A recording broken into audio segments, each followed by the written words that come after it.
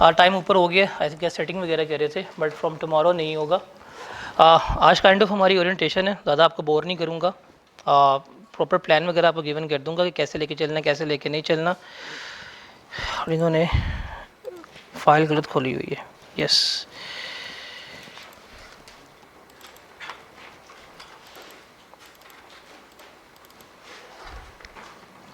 अब में से सबकी फर्स्ट अटेम्प्ट है टेक्स्ट की? कोई सेकंड वाला तो नहीं? कोई पढ़ के भागा हो वो तो नहीं? सबकी फर्स्ट अटेम्प्ट है। पेपर कौन सा दिया अभी आई कैप में? फिजिकल पेपर कोई दिया आपने अभी तक आई कैप में कि नहीं दिया? कौन सा? सारे पीआरसी वाले हैं? कौन सा पेपर दिए? R1 और लॉ। और इसके अलावा लॉ कैसा हुआ? ठीक है, कब कैसा होगा R1? चलें टेक्स्ट की बात करते हैं, टेक्स्ट स्टार्ट करते हैं। देखते हैं इसमें क्या है क्या नहीं है, मतलब सब्जेक्ट के प्रोज एंड कॉन्स क्या हैं, कैसे इसको लेके चलना है, आपका स्टडी मटेरियल क्या होगा, कौन सी वैल्यू एडिशंस हैं जो आपको ऑफ़र की जाएंगी, और कैसे आपको फर्स्ट अटैम्प्ट में इसको पास करवाया जा सकता है। सारी बात करते हैं और देखते हैं आज का जो हमारा एजेंडा है। यार ये नहीं सही विजिबल आपका प्रोजेक्टर, मेरा स्लाइड साइज़ बिल्कुल एक्यूरेट है। एजेंडा है, हमने देखना है कि SBI आपको क्या ऑफ़र कर रहे हैं, लाइक इस कोर्स के फीचर्स क्या होंगे, आपको वो हमारा इंटरेक्शन कैसे होगा, बिकॉज हमारे यहाँ पे 3 मोड चल रहे हैं, एक फ़िज़िकल है, एक कॉम्बो मोड है, और एक तीसरा होगा ऑनलाइन मोड जिसको हम लेके चल रहे होंगे। आपका स्टडी मटेरियल क्या होगा, बुक्स कौन सी फॉलो करनी है, सिलेबस आउटलाइन क्या होगी, एग्जामिनर कमेंट्स के ऊपर बात करनी है, और कुछ टिप्स एंड टेक्निक, बिकॉज ये वो ही टिप्स एंड टेक्निक्स हैं जिसकी बेसिस के ऊपर one of my student secure merit certificate 1 year go, तो वो तमाम चीज़ें आपसे डिस्कस करेंगे। कल आपको इसका proper calendar with test session and each and everything आपके हैंड ओवर हो जाएगी, और जितने नोट्स वगैरह हैं वो भी आपको हाथ में मिलते जाएंगे। वो क्या करने हैं, आपने लेके कैरी करने हैं। सबसे पहले कि हमारे पैकेज में शामिल क्या क्या है उसको देखते हैं। First of all one thing is very clear कि दिस इज़ डेडिकेटेड बैच, इसमें कोई किसी किस्म का रोल ओवर, कोई किसी किस्म की प्री पॉज की मर्जेंस वगैरह पॉसिबल नहीं है। आपके माइंड में है कि रमज़ान है शायद कम पढ़ेंगे, बाद में ईद के बाद आएंगे, बच्चे वगैरह बीच में मर्ज हो जाएंगे, फिर सिलेबस कंटिन्यू होगा, ऐसा कुछ भी नहीं है। इसी पेस पे चलेंगे हम, और हमने इस सिलेबस को as early as possible by 15 जुलाई ख़त्म करना है, तो हमने इसको इस स्पेस पे लेके चलना है। तो ये डेडिकेटेड बैच है, इसमें I don't know front office वाले क्या कहते हैं क्या नहीं कहते, बट इसमें कोई किसी किस्म का रमज़ान के बाद नहीं होगा, बिकॉज आप लोगों के माइंड में होगा कि माइट भी रोज़े हैं, ऑन ऑफ कर लेते हैं, चीज़ें बाद में कवर कर लेंगे, ऐसा इसमें सीन नहीं होने वाला। क्लास आपकी डेली होगी, क्लासेस आपकी 6 डेज इन अ वीक हैं, बट आई गेस फ्राइडे जो है, फ्राइडे आपका जो डेडिकेटेड डे है वो टेस्ट का हो जाएगा, और वीकली टेस्ट हैं जो आपके हुआ करेंगे, बिकॉज फ्राइडे पे जुमे की नमाज़ का टाइम आ रहा है, सो डैट्स वाई उस पर पॉसिबल नहीं होगा क्लास करवाने के लिए, तो वो हम उसको अल्टरनेटिवली टेस्ट डेज के ऊपर क्या कर लेंगे, अरेंज कर लेंगे। जो क्लास की रिकॉर्डिंग्स होंगी, जो कॉम्बो वाले हैं और जो ऑनलाइन वाले हैं, उनके लिए पोर्टल के ऊपर 24 आवर्स में अवेलेबल हो जाएंगी, और वो जो रिकॉर्डिंग की एक्सेस है वो आपके पास क्या रहेगी, टिल द एग्ज़ाम डेट तक अवेलेबल रहेगी। इसके अलावा जो आप लोग रजिस्टर्ड स्टूडेंट्स हैं, at the end of session अगस्त में आप लोगों का 100% फ्री क्रैश कोर्स होगा, जो अराउंड 2 वीक्स की रिवीजन होगी, जो लास्ट टाइम तो यहाँ पे फ्री थी, बट आई गेस इस दफ़ा जो सिर्फ पेड बच्चे होंगे उनको ही फ्री में दी जाएगी, अदरवाइज़ वो फ्री में रिवीजन नहीं होगी, बट आप लोगों के साथ ये चीज़ जो है वो इंक्लूडेड होगी। उसके अलावा टाइम हमारा चेंज नहीं होगा through out the session, Ramzan में भी यही है, रमज़ान के बाद भी यही रहेगा, इसमें कोई किसी किस्म की चेंजेस वगैरह पॉसिबल नहीं आएगी। आप लोगों के व्हाट्सएप ग्रुप बन गए होंगे, आप उसमें ऐड हो गए होंगे, अगर ऐड नहीं हुए तो ऐड हो जाइएगा, बिकॉज़ वहाँ पे आज मैंने ड्राइव का लिंक और डॉक्यूमेंट्स वगैरह शेयर करना शुरू कर देने हैं, बिकॉज़ आप लोगों के पैकेज में फ्री में स्टडी मटेरियल शामिल है। आप लोगों को तो फिजिकल मिलता रहेगा स्टडी मटेरियल, बट ऑनलाइन भी जो है PDF वगैरह वहाँ पे मैं अपलोड करता जाऊँगा, तो मेक श्योर करना है आप लोगों ने फ्रंट ऑफिस से, शहबाज से, कि आप सारे के सारे जो हैं वो व्हाट्सएप ग्रुप में हों। ग्रुप अभी एडमिन मोड पे अभी आई गेस वो रिमूव भी हो जाएगा। उसके अलावा आपका कम्प्रीहेंसिव टेस्ट सेशन है, वो आपके टीए विषय बैठे हुए हैं, आपको इसका आई गेस कल पैनल मिल जाएगा, और अराउंड आपके 24 के करीब टेस्ट हैं जो आपके इसमें प्लान है, जिसमें आपके एक मिड टर्म है और आपके 2 मॉक्स हैं जो थ्रू आउट द सेशन जो है आपके होंगे। और इस टेस्ट सेशन के साथ आपका रिवॉर्ड्स का सीन भी होगा जो हम कल अनाउंस कर देंगे। जो टॉपर होगा, जो सेकंड, जो थर्ड, जो टॉप 5 के होंगे उनके लिए प्रॉपर रिवॉर्ड का सिस्टम है जिसमें कैश अवार्ड से लेके नेक्स्ट सेशन की एक किसी सब्जेक्ट की फ्री स्पॉन्सरशिप सारा कुछ बीच में शामिल है। वो कल हम प्रॉपर प्लानर के साथ किन किन डेट्स पे कौन सा टेस्ट होगा आपको कल वो मिल जाएगा। उसके बाद LMS जो ऑनलाइन वाले हैं या कॉम्बो वाले उनके पास उसकी एक्सेस आ गई होगी, पोर्टल मिल गया होगा आप लोगों को, उसकी आईडी वगैरह भी आप लोग देख लीजिएगा। और जिसकी एक्सेस वगैरह है वीडियोस की वो आपकी एग्ज़ाम डे तक अवेलेबल रहेगी। इसके अलावा जो फीचर है स्टडी मटेरियल का वो आप लोगों को पता है कि वो हम आपको अवेलेबल करेंगे।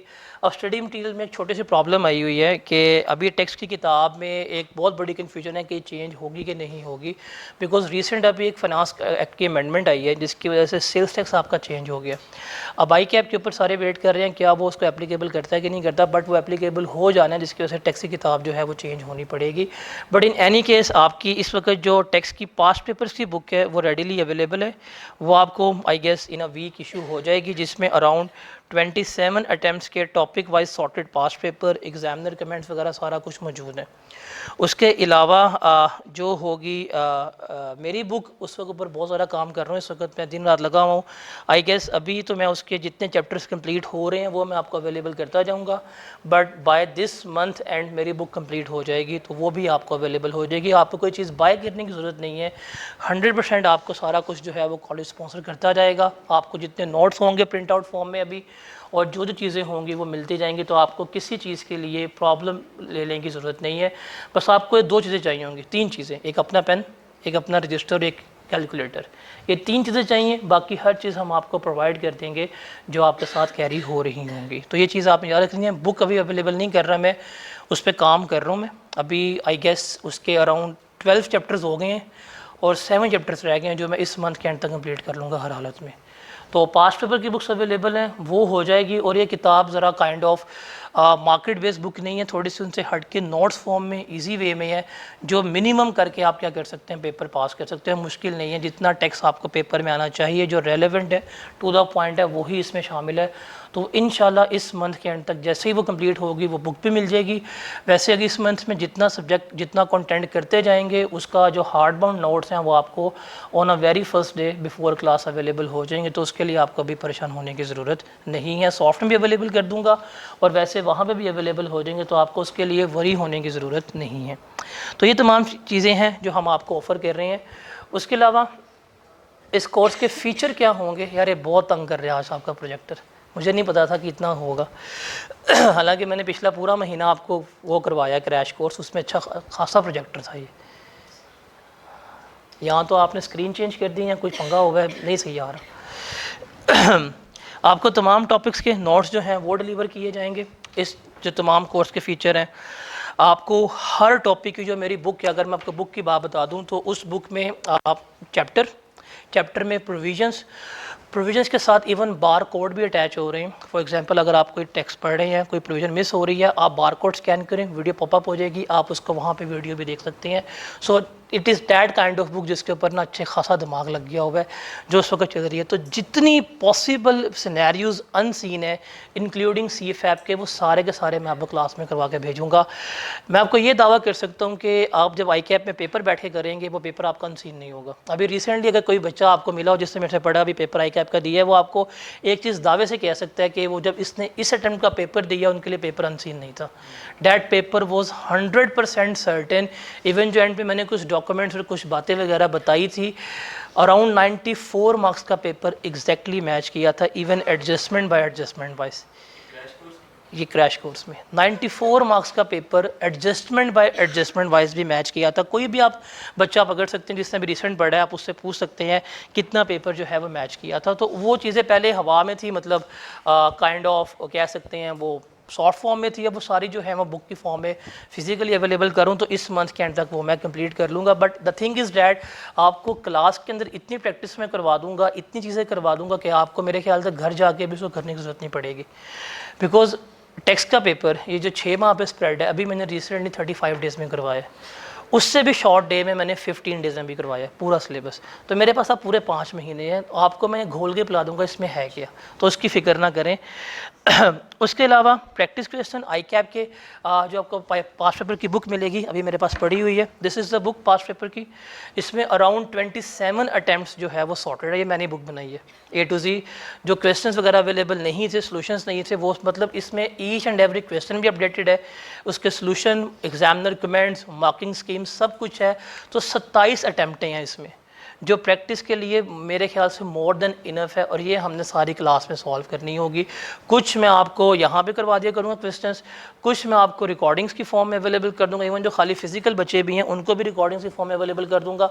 और चंद एक क्वेश्चन ऐसे होंगे जो आपकी काइंड ऑफ असाइनमेंट की फॉर्म में होंगे, जो आपने करने होंगे, और उसके बारे में हम आगे जाकर डिस्कस आउट करते हैं। उसके बाद आपको हर चैप्टर की मेमोराइज़ करने में समरीज़ मिलेंगी, और ये भी बुक में शामिल है। मतलब बुक में जो सबसे बड़ा मेरी बुक का फ़ीचर है, जो इस वक्त तकरीबन कहाँ पे फंसी है मैं आपको बता नहीं सकता, बार कोड्स जो हैं सारे उल्टे हो गए हुए। मतलब बार कोड जो लगाया था उसके लिए बैक एंड पे लिंक था, वो लिंक नहीं मिल रहा कौन सा था, अब वो बार कोड सारे मिस हो गए हैं, वो ढूंढने पड़ रहे हैं। जैसे फॉर एग्जांपल आप एक चैप्टर करते हैं, उस चैप्टर को करने में हमें लेट्स सपोज 3 दिन लगे हैं, तो उस चैप्टर की शॉर्ट समरी जो है 5 मिनट की, वो भी उस बार कोड के साथ अवेलेबल होगी। आप उस समरी को रीड भी कर सकते हैं। अगर आपको समझ नहीं आ रही, आप बार कोड स्कैन करेंगे, पूरी समरी की जो वीडियो है आपके सामने प्ले हो जाएगी। तो डैट काइंड ऑफ समराइज वे भी होगी, ताकि आप कोई चैप्टर कंप्लीट करने के बाद उसे गो थ्रू करने के लिए पूरी किताब जाने पर पूरा चैप्टर करने की ज़रूरत नहीं होगी। तो बिल्कुल एक ये जो एडवांस और स्मार्ट वे होगी उसके साथ हम लेके चलेंगे। उसके अलावा सबसे बड़ा जो न्यूमेरिकल्स के फॉर्मेट हैं, जो मैं अपना प्राइड लेता हूँ हमेशा, इस दफ़ा भी टेक्स्ट के पेपर में around 3 numericals say that was around 57 marks के न्यूमेरिकल आए थे। और कोई बच्चा भी आप पकड़ लें जिसने भी लास्ट टाइम में पकड़ा है, उसको सिर्फ न्यूमेरिकल शीट्स दी हुई थी, और वो न्यूमेरिकल शीट्स रख के आप आई कैप का अभी भी कोई सवाल कर सकते हैं। 80% question on a very first go हो जाती है। डैट इज़ सॉर्टेड न्यूमेरिकल, जो आपके IRS बेस के ऊपर होते हैं, जो आप प्रैक्टिकली रिटर्न फाइल कर रहे होते हैं, उसका फॉर्मेट है, वो भी आपको प्रोवाइड किए जाएंगे। तो वो भी किताब के अंदर शामिल होंगे, बट मैं वैसे भी अवेलेबल कर दूंगा ताकि आपको उसकी कोई प्रॉब्लम वगैरह ना हो। उसके अलावा आपके साथ मेरी जो इंटरेक्शन है वो फिज़िकल होगी। आपके पास व्हाट्सएप ग्रुप भी है, आप वहाँ भी पूछ सकते हैं, कोई सवाल हो, किसी भी किस्म का क्वेश्चन वगैरह हो, कोई प्रॉब्लम हो, मैं through out the session available रहूँगा जब तक आपका एग्ज़ाम नहीं होता है। गैस 12 सितंबर को एग्ज़ाम है, उस दिन तक मैं अवेलेबल हूँ। उसके बाद मैं आप लोगों को निकाल दूँगा कि निकलो दफ़ा हो रहे हैं यहाँ से, बहुत हो गया मेरे लिए, मैं बर्दाश्त कर सकता। उसके अलावा जितने भी ये लेक्चर नोट्स होंगे जो हम यहाँ पे कर रहे होंगे, उसके हैंडआउट्स जो होंगे विद स्लाइड एनोटेटेड, ये भी आपके ड्राइव में अवेलेबल हो जाएंगे। आपको इवन लेक्चर नोट करने की भी ज़रूरत नहीं है, बस आपको फोकस होकर बैठना है। आप कोई चीज़ नोट ना भी करें, जितनी भी होंगी चीज़ें एनोटेटेड वो भी अवेलेबल हो जाएंगी। तो आपके जो बने बनाए क्लास नोट्स हैं वो भी आपके पास अवेलेबल रहेंगे, तो वो भी मैं आपकी हसल जो है वो बचा देता हूँ। बस बंक नहीं करना जो लोग कुछ कर रहे होते हैं। लास्ट टाइम भी ये कहा था।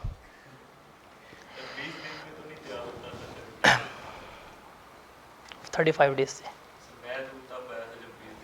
तुम स्टार्ट में आए थे, लेकिन तुम चले गए थे बीच में, फिर तुम बाद में फिर 5 दिन रह गए थे। अच्छा, उसके अलावा आपका टेस्ट सेशन जो है that will be around 24 test, जिसमें एक मिड टर्म और एक मॉक होगा, और इसका प्रॉपर प्लानर आपको मिल जाएगा। और गेस्ट जो टेस्ट का आपका डे होगा वो फ्राइडे का ही होगा। इनका हर फ्राइडे जो है वो टेस्ट होगा, टॉपिक्स अनाउंस होंगे। आपको कल पूरा आपका मिल जाएगा कैलेंडर के किस डेट के ऊपर हम क्या चीज़ कर रहे हैं, किस डेट पे कौन सा प्रैक्टिस क्वेश्चन कर रहे हैं, किस डेट के ऊपर टेस्ट हो रहा है। तो हम अराउंड 24 टेस्ट जो हैं वो आपके कंडक्ट करा रहे होंगे दिस सेशन पे, जिसके रिवॉर्ड्स जो हैं वो काफ़ी अच्छे हैं। लाइक टॉपर जो है उसकी अगले सेशन की 2 सब्जेक्ट की फ़ी मैं यहाँ पर स्पॉन्सर कर दूँगा, जो नंबर 1 पे आएगा। जो नंबर 2 पे होगा उसको I guess 10,000 cash in hand दे दूंगा मैं। जो नंबर 3 पे होगा उसका 50% जो यहाँ पे कोर्स है वो मैं फ्री करवा दूंगा, कोई भी हो, इवन पीपी का भी हो। इस तरह के जो आपके रिवॉर्ड्स हैं वो होंगे, ताकि रिवॉर्ड इसलिए ताकि आप टेस्ट में पार्टिसिपेट करें। आप टेस्ट की वजह पार्टिसिपेशन की श्योरिटी दे दें, मैं आपको आई कैप के पेपर के पास होने की श्योरिटी दे देता हूँ। अभी इसी वक्त ऑन डैट डे आपके हम टेस्ट देंगे, मैं आपको लिख के देता हूँ कि आपका सितंबर में पेपर पास है। तो ये क्योंकि टेस्ट जो है वो बनने मेरे थ्रू में, तो इसलिए इन टेस्ट के बाद आई कैप से आप ये नहीं कह सकते कोई एडजस्टमेंट आउट ऑफ सिलेबस है ये, तो इस चीज़ के ऊपर आपको ज़रा करना पड़ेगा। तो ये तमाम चीज़ें जो हैं ये आपके शामिल होंगी, और इनके अलावा टेस्ट के अलावा कुछ एडिशनल असाइनमेंट्स होंगी कुछ चैप्टर्स की जो सुपर इंपॉर्टेंट चैप्टर्स हैं जो हर हाल में आई कैप में आने ही आने हैं। आई कैप में अभी चलते हैं, अगर सिलेबस पे जाते हैं, कुछ ऐसे एरिया हैं जो कंफर्म आने हैं। वो 45 मार्क्स के एरियाज़ हैं, वो हर अटैम्प्ट में 45 मार्क्स मिनिमम आने ही आने हैं, वेल डिफाइंड है। उन एरियाज़ की कुछ एडिशनल असाइनमेंट्स और कुछ क्विजेज़ होंगे और कुछ हम एडवांस लेवल के मतलब CFAP के सवाल कर रहे होंगे, ताकि जब वो एरिया पे हम बैठें तो हमारा वहाँ पे पेपर जो है वो लूज़ ना हो रहा हो। तो हम इतनी चीज़ें जो हैं वो अगले 5 माह में स्प्रेड कर रहे होंगे, बिकॉज अगर मैं 35 डेज़ में करवा सकता हूँ तो 5 दिन मेरे लिए कुछ भी नहीं है, बहुत ईजिली इसको लेके चलूँगा। तो इसके लिए आपने परेशान नहीं होना। इंटरेक्शन फिजिकल है हमारी, क्योंकि हमारे पास 3 मोड्स हैं, एक फिजिकल है, एक कॉम्बो मोड है और दूसरा ऑनलाइन मोड है। अब फिजिकल वाले हैं बिकॉज मेरे पास अभी टाइम की लिमिटेशन होती है, मैंने 3:15 में से भाग जाना होता है। आई गेस रमज़ान के बाद मैं हो जाऊँगा यहाँ पे 4:30 तक अवेलेबल। आफ्टर 1 to 4:30 यहाँ पे होगा, बट मेरे बाद टीए भी यहाँ पे होगा। आपके पास व्हाट्सएप की सपोर्ट भी होगी, आपने कोई चीज़ पूछनी वगैरह हो पूछ सकते हैं। और जो ऑनलाइन कॉम्बो वाले होंगे वो थ्रू व्हाट्सएप भी पूछ सकते हैं। अगर आपको ग्रुप में पूछने में कोई मसला होगा you can DM me, but उसके लिए थोड़ा आपको वेट करना पड़ेगा, because there are hell of messages जो क्लियर करते करते अराउंड 3 से 4 घंटे मुझे लग जाते हैं रोज़ की बेस पे। तो वो होगा, ये इन 3 वे में हम क्या कर रहे होंगे, इंटरेक्ट कर रहे होंगे। अब अक्सर अभी होते हैं कि जी क्लासेस शुरू हो रही हैं, अभी जुनून होगा कि पेपर पास करना है, पेपर पास करना है। चंद हफ्ते बाद क्लास में 3 बच्चे बैठे होंगे, सारे घर बैठे होंगे, और फिर एंड पे होगा कि जाके किसी फजूल बुक की किसी फजूल से ग्रुप में जाके पूछ रहे होंगे हमारे इतने लेक्चर पेंडिंग है तो हम पेपर कैसे पास कर सकते हैं। कंसिस्टेंसी डेवलप नहीं हो रही होती, क्या करें क्या ना करें। रियलिटी है कि नहीं है? अभी पेपर दिए आप लोगों ने, यही हुआ होगा बीच में, ऐसे ही है कि जी 3 माह पढ़ा नहीं है, 3 माह छुट्टियां गई हैं, दोस्त बंक पे ले गया था, क्लासेस फिजिकल थी, अब लेक्चर पेंडिंग 102 हो गए हैं, दिन 30 रह गए, क्या करें। तो उन चीज़ों से बचने के लिए हम तो कहते हैं कंसिस्टेंट हों, लेकिन कुछ ऐसे टेक्निक्स हैं, ये 7 स्टेप्स हैं। अगर आप ये 7 स्टेप पहले डे से फॉलो करना शुरू कर देते हैं ना, आपका पेपर कोई भी नहीं रुक सकता। आई बिलीव डैट, मैंने अपने पेपर सारे फर्स्ट अटेम्प्ट में निकाले हुए। आपका कोई पेपर नहीं रुक सकता अगर आप ये इन 7 स्टेप्स के ऊपर फॉलो करते हैं। आपको ये मिथ है कि CA में बहुत पढ़ना पड़ता है, कोई नहीं पढ़ना पड़ता। मैं खुद नहीं पढ़ता था, 1 घंटा मैक्सिमम, वो भी हफ्ते बाद जाके। CA में नहीं पढ़ना पड़ता, CA में ज़्यादा कभी नहीं पढ़ना पड़ता, CA में सिर्फ कंसिस्टेंटली पढ़ना पड़ता है। आप अभी आखिरी महीने पेपर दे के आए हैं, आपने एक दिन में 12-12 घंटे पढ़ा है, ऐसे ही है? कुछ माइंड में रिटेन हुआ था? नहीं हुआ होगा। आप ह्यूमन कैपेसिटी में है ही नहीं थे उस वक्त, अब नॉर्मली कर रहे थे। आखिरी महीने में 12 घंटे पढ़ने की बजाय अगर आप रोज़ का 1 घंटा पढ़ने की मुझे कमिटमेंट दे देते हैं ना, पेपर आपका पहली अटैम्प्ट में ना पास हुआ, मैं रिस्पॉन्सिबल हूँ। मैं आपकी अगले टाइम की फ़ी खुद पे कर दूंगा, इवन आई कैप की भी। इतनी बड़ी कमिटमेंट कर रहा हूँ कि अगर सिर्फ डेली बेस पे 1 घंटा पढ़ना आपने, वो भी मैक्सिमम 1 घंटा। हम वो नहीं करेंगे, हम अपना अप्रैल का मंथ वेस्ट करेंगे क्योंकि रमज़ान है और रोज़े में वैसे भी मेहनत मशक्क़त नहीं करते और पढ़ना बहुत बड़ी मशक्क़त है, तो हम वो वेस्ट कर देंगे। फिर ईद आ जाएगी, ईद पे इंजॉय करते हैं। फिर गर्मियाँ आ जाएंगी थोड़ी सी ज़्यादा, गर्मी में पढ़ना ही जाता है क्योंकि वो अगर आते हुए बेहोश हो गए, फोत हो जाएंगे, शहीद हो जाएंगे, तो वो होगा हमारा। फिर गर्मियाँ ख़त्म होनी है, बड़ी ईद आ जानी है, फिर आप लोगों ने मंडी निकल जाना है। बड़ी ईद ख़त्म होनी है तो आपने कहना सर पढ़ने लगे थे, मुहर्रम आ गए हैं। अब मुहर्रम जब ख़त्म होने हैं तो आई कैप का पेपर सर पे होना है। अल्टीमेटली होना यही है आप लोगों के साथ। लेकिन अगर इस दौरान सिर्फ 1 घंटा कमिट कर दें, और टेक्स्ट में मैं 1 घंटा भी नहीं कहता, टेक्स्ट में सिर्फ कहता हूँ कि जो करवा दिए सिर्फ वो कर देना। वो आप आधे घंटे में कर लो, वो 15 मिनट में कर लो, वो यहाँ 20 मिनट में कर लो, बिकॉज टेक्स्ट में मैंने अल्हम्दुलिल्लाह इतनी वर्किंग कर ली हुई है, इतना समराइज वे में से कर दिया हुआ है, समराइज सॉर्टेड, कि मैं टेक्स्ट में आपको ये कह सकता हूँ कि अगर आप मेरे पास आखिरी 20 दिनों में आए हो ना, टेक्स्ट पास कर रहे हैं, मैं करवा सकता हूँ आपको। इसमें इतना मैंने काम कर लिया हुआ, इतना सॉर्ट कर लिया हुआ इसको। तो इसमें आपको मैं कभी भी नहीं कहूँगा कि जी आपने 3 घंटे पढ़ना है, 4 घंटे पढ़ना है, 5 घंटे पढ़ना है। बस कंसिस्टेंटली जितना आपको काम दिया जा रहा है, जो करवाया जा रहा है, अगर आप वो करते जा रहे हैं ना, पेपर आपका पहले टाइम में पास है। और मैं आप में से किसी बच्चे का मेरिट सर्टिफिकेट भी ला सकता हूँ, बस मुझे कोई ऐसा कंसिस्टेंट बच्चा मिल जाए, मिलता नहीं है। लास्ट टाइम जिस बच्चे ने टॉप किया, शी वॉज मुबशरा, उस अटैम्प्ट में टेक्स्ट में कोई 9300 बच्चे अपेयर हुए थे, all over Pakistan 9300 students appear हुए थे। And she belong from Toba Tek Singh, Lahore में भी नहीं थी, एक टोबा टेक सिंह में अपने घर में बैठ के उसने ऑनलाइन पढ़ा था। ये है कि उससे जितना मेरा खून जलाया था मुझे पता है। She was the only student जिसने उस अटैम्प्ट में की तमाम असाइनमेंट्स की थी, तमाम असाइनमेंट्स वो मुझे चेक करनी पड़ती थी। क्योंकि मेरे पास सोल्यूशन नहीं थे उनके। मैंने तो खाना पूरी की, मैंने 10 असाइनमेंट दे दी, 5 के सोल्यूशन आए थे, 5 मैंने किसने करनी है, कोई करता नहीं, उसने 10 के 10 करके दे दी मुझे।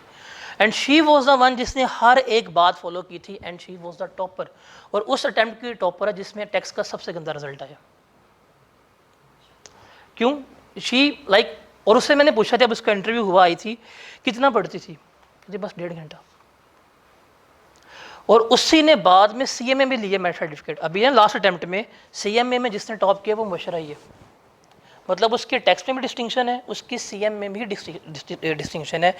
और CMA का पूछा, कहती बस मैक्सिमम 1-1.5 घंटा और एक आधा क्वेश्चन प्रैक्टिस की है। मैंने कितने क्वेश्चन प्रैक्टिस किए हैं? कहती कुल मिला के मैंने 50 किए होंगे CMA के। आप लोग एक टॉपिक कितने करते हो? 50। उसने पूरे CMA कितने किए हैं? 50 किए हैं। And she secure 2 distinction as of now. अब उसकी मेरे ख्याल से क्वालिफाइंग अटैम्प्ट थी और उसने क्वालिफाई कर जाना है, और माइट भी वो इस अटैम्प्ट में भी मेरिट सर्टिफिकेट ले जाए। उसकी टेक्निक बड़ी वो जो है ना वो बड़ी इजी है। द थिंग इज डैट वो पढ़ती रेगुलर है, 1 घंटा 1.5 घंटा। और आखिरी महीने में जब मैंने उससे पूछा था कि आप आखिरी महीने में रिवाइज कर रही हैं कि पढ़ रही है, कहती है मैं आखिरी महीने में अब रिवाइज कर रही हूँ 4th टाइम। जब आप फर्स्ट टाइम अपने लेक्चर्स कंप्लीट कर रहे थे, वो उस मंथ में 4th टाइम रिवाइज कर रही थी। तो that is the kind of consistency which you need to clear the paper. और 1 घंटा 1.25 घंटा चाहिए, 6-7 घंटे नहीं चाहिए पेपर पास करने के लिए। डेली बेस पे 1 घंटा अपने टाइम पे निकालो, पेपर आपका पास हो जाएगा। तो ऑनलाइन स्टडी फिजिकल स्टडी करने के लिए कुछ स्टेप्स हैं। अगर कुछ नहीं हो पा रहा ना, तो ये 7 स्टेप्स मैं शेयर कर देता हूँ, इनको फॉलो कर लेना, पेपर तुम्हारा पास हो जाएगा। जितने नोट्स प्रोवाइड किए जाएंगे आपके पास उनके प्रिंट आउट होने चाहिए फिजिकल फॉर्म में। वो तो हमारा सरदर्द है, हम दे देंगे भाई पकड़ लो। आप कहते हैं हमने पास होना है, हम कहेंगे ये लो। लेक्चर्स केयरफुली लेने हैं, जितने इंपॉर्टेंट पॉइंट्स होंगे वो लिखने हैं। इवन चले मैं वो भी आप शेयर कर दूंगा, ये स्लाइड्स हैं, ये इनके पॉइंट्स हैं, ऊपर लिखा हुआ है, पकड़ लो। दोनों काम मैंने कर दिए। तीसरा काम है कि अगर कोई इंपॉर्टेंट पॉइंट, कोई निमोनिक्स वगैरह हुआ, वो आपके पास लिखा होना चाहिए।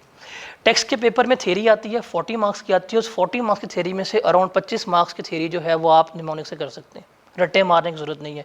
I am the only vocal कि आपका टेक्स्ट का पेपर जो है वो विदाउट क्रैमिंग पास हो सकता है। ईजी है पेपर, थ्योरी भी इसकी ईजी है।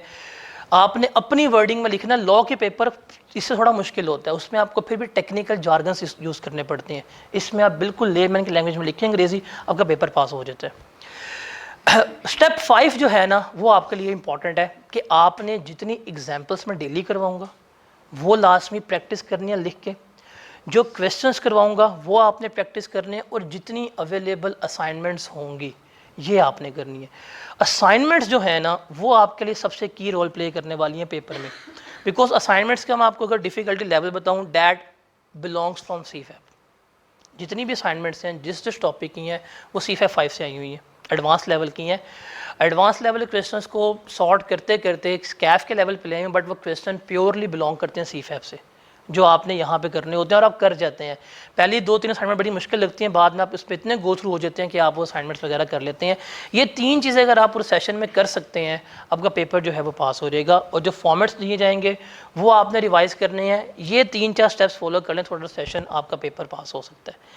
ऑल दो आप बंक कर रहे हैं, ऑल दो 20 दिन आके 30 दिन गायब हो जाते हैं, बट स्टिल आपका पेपर पास हो सकता है इन चीज़ों से। And same goes with the online and जो कॉम्बो मोड पे बैठे हुए हैं उनके। खासतौर पे जो ऑनलाइन वाले बच्चे हैं जो कैमरे में भी देखेंगे, आई गेस 2-3 दिन के बाद उनको बड़ा होता है कि हम तो घर में बैठे हुए हैं, हम कैसे करेंगे, घर में बैठ के पढ़ना बड़ा मुश्किल है and all this type of thing. इससे पिछली अटैम्प्ट में 5 मेरिट सर्टिफिकेट उन बच्चों के थे जो घर में बैठ के पढ़े थे। They were pure online students. Out of 8 subjects 5 वो थे जो प्योर ऑनलाइन थे। तो घर में बैठ के पढ़ने वाले ज़्यादा आउटशाइन कर रहे थे एज़ कम्पेयर टू फिजिकल आके क्लासेस बंक करने वालों से। तो उनके लिए भी यही स्टेप्स हैं कि उन्होंने भी तमाम चीज़ें वही फॉलो करनी है जो फिजिकल वाले कर रहे होते हैं। हम फिजिकल वाले बच्चों को एक चीज़ होती है कि इनके ऊपर चेक एंड बैलेंस होता है, कौन आ रहा है कौन नहीं आ रहा है, टेस्ट दिया कि नहीं दिया। उनके ऊपर चेक एंड बैलेंस नहीं होता, जिसकी वजह से वो क्या हो जाते हैं, वो आई थिंक डिट्रैक हो जाते हैं। बट अगर वो अपना चेक एंड बैलेंस खुद रखते हैं देन उनके लिए बड़ा ये कन्वीनियंट है, वो बड़े इजी वे में रह के क्या कर सकते हैं, पेपर को अपना पास कर सकते हैं। तो ये कुछ स्टेप्स हैं जो आपने भूलने नहीं है। थोड़ा सेशन में मैं याद करवाता रहूँगा क्योंकि ये स्लाइड तो मैंने छोड़नी नहीं है। तो ये आपने चीज़ें क्या करनी है, आपने अपने पास रखनी है। अब आपका स्टडी मटेरियल क्या होगा, ये बहुत बड़ा क्वेश्चन है। बुक्स कौन सी फॉलो करेंगे, स्टडी मटेरियल क्या होगा। सबसे पहले तो नोट्स हैं, बिकॉज अभी मेरी बुक कंप्लीट होती तो बुक दे देता, अभी बुक कंप्लीट नहीं होगी तो नोट्स की फॉर्म में आपको प्रिंट आउट मिलते जाएंगे, आपको कोई एडिशनल कॉस्ट बेयर करने की ज़रूरत नहीं है। जब भी क्लास शुरू होगी इनके पास आ जाया करेंगे, ये क्लास में आकर डिस्ट्रीब्यूट कर दिया करेंगे, नोट्स सारे आपके पास अवेलेबल होंगे, तो वो आपको उसके लिए परेशान होने की ज़रूरत नहीं है। नोट्स के अलावा आपके पास लेक्चर्स होंगे, लेक्चर्स नोट्स भी होंगे, लेक्चर स्लाइड्स भी होंगी, मैं स्लाइड्स भी अवेलेबल कर दूंगा, मैं आपके पास PDF के नोट्स भी अवेलेबल कर दूंगा, बहुत ऑनलाइन एंड फिजिकल फॉर्म में। उसके अलावा जितने क्वेश्चंस वगैरह हम कवर करेंगे आई गेस वो इस किताब से होंगे, और किताब भी आपको आजकल में इशू हो जाएगी, ये आपके पास प्रैक्टिस के लिए होगा। इस किताब में अराउंड अगर आप देखें तो 27 अटैम्प्ट के क्वेश्चन है, अराउंड ये बनते हैं 180 क्वेश्चंस बन रहे हैं पूरे टेक्स्ट के। अगर आप पूरी किताब कर जाते हैं, इससे बाहर कोई प्रैक्टिस मटीरियल आपको चाहिए नहीं है। जो प्योर पास पेपर ऑटम 2009 से लेके ऑटम 2022 तक के क्वेश्चन इसमें अवेलेबल हैं, with each and everything sorted thing है। और इसके अलावा टॉपिक वाइज टेस्ट सेशन होगा, वो हम आपसे ऑफ़र करेंगे, और जो असाइनमेंट्स वगैरह होंगी वो आपके पास अवेलेबल होंगी। तो ये 5 चीज़ें हैं, 6 चीज़ें हैं जो आपके इस पूरे चीज़ों में शामिल होगी। आपकी हम मिनिमम एफर्ट्स चाहते हैं, और मेरे ख्याल से मैं वाहिद बंदा हूँ क्योंकि 1 घंटा पढ़ो, ये बस काम करो, जाओ याशी करो। 24 घंटे में से 1 घंटे की क्लास है, 1 घंटा बाद में पढ़ना है, 22 घंटे आपके पास हैं, जो दिन में अदा करें। बट ये कुछ चीज़ें हैं जो कमिट करनी है, और इन 24 घंटों में से भी जो ख़ास तौर पर इंपॉर्टेंट डेज़ होंगे वो वीकेंड्स के होंगे, जिसमें थर्सडे, फ्राइडे, सैटरडे होगा, एक टेस्ट डिस्कशन का डे, एक टेस्ट का डे और एक असाइनमेंट का डे, जिसमें मैं कोशिश करूँगा और आप लोगों को चाहिए भी कि आपकी मैक्सिमम अवेलेबिलिटी होनी चाहिए और प्रेजेंस होनी चाहिए इन चीज़ों में, ताकि आपका पेपर जो है वो पहली अटैम्प्ट में पास हो जाए। तो ये आपको तमाम चीज़ें जो हैं वो करनी पड़ेगी। अब आपके माइंड में होगा बुक कौन सी लें, कोई ज़रूरत नहीं है बुक लेने की, कोई किसी किस्म की किताब लेने की, कोई किसी किस्म की किताब डाउनलोड करने की ज़रूरत नहीं है। आपको हर चीज़ प्रोवाइड कर दी जाएगी, आप उसी के साथ चलें, that will B sufficient for you, वो आपका पेपर जो है वो उससे पास हो जाएगा। कोई आफ्टर मार्केट जाके या इवन ICAP भी किताब भी डाउनलोड करने की आपको ज़रूरत नहीं है। जितना मटीरियल रिक्वायर है वो सारा हम क्या कर देंगे, आपको प्रोवाइड कर देंगे, प्रैक्टिस के लिए भी, पढ़ने के लिए भी, याद करने के लिए भी, that will be enough for you. ठीक है। सिलेबस आउटलाइन की थोड़ी सी बात करते हैं। टेक्स्ट का सिलेबस है, इसकी इतनी डिटेल में नहीं जाऊँगा, इसमें क्या कुछ शामिल है क्या कुछ शामिल नहीं है, बट यहाँ पे आपका पूरा सिलेबस जो है 100 मार्क्स का, उसको 3 ग्रिड्स में डिवाइड किया गया है, ग्रिड A, ग्रिड B और ग्रिड C। जो ग्रिड A है ना आपका, इसमें 3 चैप्टर आते हैं, चैप्टर 1, 2 और 3, और इसकी वेटेज 5 से 10 नंबर की है, और अमूमन इसमें से वो सिर्फ और सिर्फ 5 मार्क्स का क्वेश्चन ही पूछ रहा होता है। One of the easiest area, अभी आप लोग PRC करके आए, PRC में पढ़ा होगा types of taxes, progressive tax, regressive tax पढ़ा है ना, वो है। बाकी इसमें से जो सेकंड मोस्ट इंपॉर्टेंट एरिया है वो सेल्स टैक्स का है, इसकी वेटेज 20 से 30 नंबर की है। इस अटैम्प्ट में 34 मार्क्स का एरिया सेल टैक्स में से आया, और ये वेल डिफाइंड एरिया है। इसमें से तो अगर आप कहते हैं ना कि हमें गेस दें ICAP में क्या आएगा, सेल्स टैक्स पूरा, और इसके ऊपर अभी मैं बताता हूँ, ये मैंने आपको इस सेशन में 2 दफ़ा करवाना है सेल्स टैक्स, बिकॉज अगर आप लोगों को सेल्स टैक्स आके पेपर आपका पास हो जाता है, आप सेल्स टैक्स कंफर्म 34-35 मार्क्स का आना ही आना है, मिनिमम भी आएगा 27 नंबर का आएगा। अगर आप ये 27 में से 27 नंबर 40 मिनट में सिक्योर कर लेते हैं ना, आपका पेपर भी पास उसी वक्त हो जाता है। तो इसके ऊपर हमने बहुत ज़्यादा एफर्ट करनी है सेल्स टैक्स के ऊपर। और जो सबसे बड़ा एरिया है वो है इनकम टैक्स का, जिसकी वेटेज अराउंड 60 से 70 मार्क्स की है। अब मैं अभी यहाँ जो हमारे 5 हेड्स होते हैं, ये ऑर्डिनेंस है, ये इररिलेवेंट चीज़ें हैं। हम आगे जाएंगे, चल जाएगा पता, रही ऑर्डिनेंस ये है, इतने सेक्शंस है, एक्ट ये है, इतने सेक्शंस है, इतने रूल्स हैं, वो चल जाएगा पता आगे जाके, और ये याद करने की ज़रूरत नहीं है। हिस्ट्री क्या है, टैक्स कहाँ से है, याद करने की ज़रूरत नहीं है। हमने पेपर पास करना है, हमने यहाँ पे जाके आइंस्टाइन नहीं बनना, उसका फ़ायदा भी कोई नहीं है। अगर मैं आपको पेपर स्ट्रक्चर की बात करूँ, ये आपके लिए इंपॉर्टेंट है, बिकॉज कैफ में और इवन CFAP में टेक्स्ट का पेपर बड़ा यूनिक पेपर है। It is one of the paper जो आपका न्यूमेरिकली भी टेस्ट होता है और जो आपका थ्योरेटिकली भी टेस्ट होता है। आप इसको दोनों एंड से लेके चलेंगे तो पेपर पास होगा। अगर आप किसी भी एंड को लेते हैं फॉर ग्रांटेड, पेपर आपका फेल हो जाएगा। अब इसकी वेटेज जो है ना वो कुछ इस तरह से है। मैं अगर बात करता हूँ पास 3 अटैम्प्ट की, तो उसमें से पेपर जो न्यूमेरिकली आ रहा है वो अराउंड 60 मार्क्स के। इस अटैम्प्ट में न्यूमेरिकल पेपर 68 मार्क्स का आया हुआ है, जस्ट न्यूमेरिकल्स। और थ्योरेटिकल पेपर आप कह सकते हैं वो कितने मार्क्स का आ रहा है, 40 मार्क्स का आ रहा है। अराउंड इसमें से पेपर में आपको 8 क्वेश्चन आते हैं 8 से 7 क्वेश्चन आते हैं। और न्यूमेरिकल 3 पूछ रहा है, बड़े न्यूमेरिकल 2 न्यूमेरिकल पूछ रहा है इनकम टैक्स में से, एक न्यूमेरिकल कंफर्म पूछ रहा है सेल्स टैक्स में से। जो इनकम टैक्स के 2 न्यूमेरिकल पूछ रहा है ये अराउंड 35 मार्क्स के पूछ रहे हैं, और सेल्स टैक्स के न्यूमेरिकल अराउंड 17 मार्क्स के वो पूछ रहा है यहाँ पे। तो अराउंड स्ट्रेट फॉरवर्ड 50 मार्क्स के तो बड़े न्यूमेरिकल पेपर में पूछ ही रहा है। इसके अलावा जो शॉर्ट कैलकुलेशन है न्यूमेरिकल बेस, उसने वो भी पेपर में पूछनी होती है, वो एक आधा क्वेश्चन है। तो अराउंड 60 मार्क्स की ये पेपर में calculation from the past 3 attempts पूछ रहे हैं। और न्यूमेरिकल्स आसान है। जब आपको आई गेस हम आगे मूव करेंगे आफ्टर 2 वीक्स, जब मैं न्यूमेरिकल्स पे मूव हुआ होऊंगा, फॉर्मेट्स आपके पास होंगे। न्यूमेरिकल्स वो चीज़ होगी कि कोई बच्चा अगर उस वे पे न्यूमेरिकल सॉल्व करता है तो 60-70% न्यूमेरिकल आपका क्वेश्चन में ही सॉल्व हो जाता है। अगर आपका क्वेश्चन पढ़ना आता है ना और फॉर्मेट्स आते हैं, आपका 70% क्वेश्चन वहाँ पे सॉल्व हो जाता है। तो ये है जिसमें से बच्चे मार्क्स वगैरह इजीली सिक्योर कर सकते हैं। टेक्स्ट में जो प्रॉब्लमेटिक एरिया है वो थ्योरी के, ये नहीं हो पाती बच्चों से। यहाँ समझते हैं कि क्रैमिंग करनी है, क्रैमिंग इसमें है नहीं, इसमें समझने वाली चीज़ें हैं। अब ये थ्योरी भी 2 तरह की आती है, एक आती है नॉलेज बेस और दूसरी आती है एप्लीकेशन बेस। जो नॉलेज बेस थ्योरी है, स्ट्रेट रट्टा जिसे कहते हैं, वो अराउंड आपका 8 नंबर तक का आता है। अगर आप इसको थोड़ी सी रेंज डेवलप कर लें, 15 मार्क्स का आपको आएगा स्ट्रेट फॉरवर्ड रट्टा, जिसमें चैप्टर 1 2 3 शामिल हैं, ये प्रोग्रेसिव टैक्स, रिग्रेसिव टैक्स वगैरह हो गया। और अराउंड 25 मार्क्स की थ्योरी जो है वो आपकी एप्लीकेशन बेस्ड होती है। तो आप किसी भी अटैम्प्ट को निकाल लें जो है ना क्रैमिंग वाला पेपर, क्रैमिंग मैक्सिमम जिसमें रट्टा मार रहे हैं, वो 15 नंबर की है। बाकी ये पेपर इंतहाई लॉजिकल, इंतहाई प्रैक्टिकल और इंतहाई एप्लीकेशन बेस्ड पेपर है। अभी जो अटैम्प्ट में क्वेश्चन है, रिसेंट अटैम्प्ट में क्वेश्चन आया, वो प्रैक्टिकल सिनेरियोज है जो प्रैक्टिकल लाइफ में हम लोग डील कर रहे होते हैं। इवन जब मैं आपको आगे लेके चलूँगा, जब कुछ ऐसे एरियाज आएंगे तो मैं आपको प्रैक्टिकली जो रिटर्न फाइल करते हैं वो भी सिखा रहा हूँ। आई गेस वो जून के बाद है, हाँ जून के बाद ही है। तो मैं सिखा रहा हूँ कि इस तरह से जितना हमने पढ़ा है आप इतने काबिल हो जाते हैं कि आप किसी भी इंडिविजुअल की रिटर्न फाइल कर सकते हैं। तो ये एक बहुत प्रैक्टिकल पेपर है, इसको हमने लेके चलना होता है। एक मिथ है कि जिसमें रट्टा मारना क्रैम करेंगे पेपर पास होगा, क्रैमिंग इसमें नहीं है।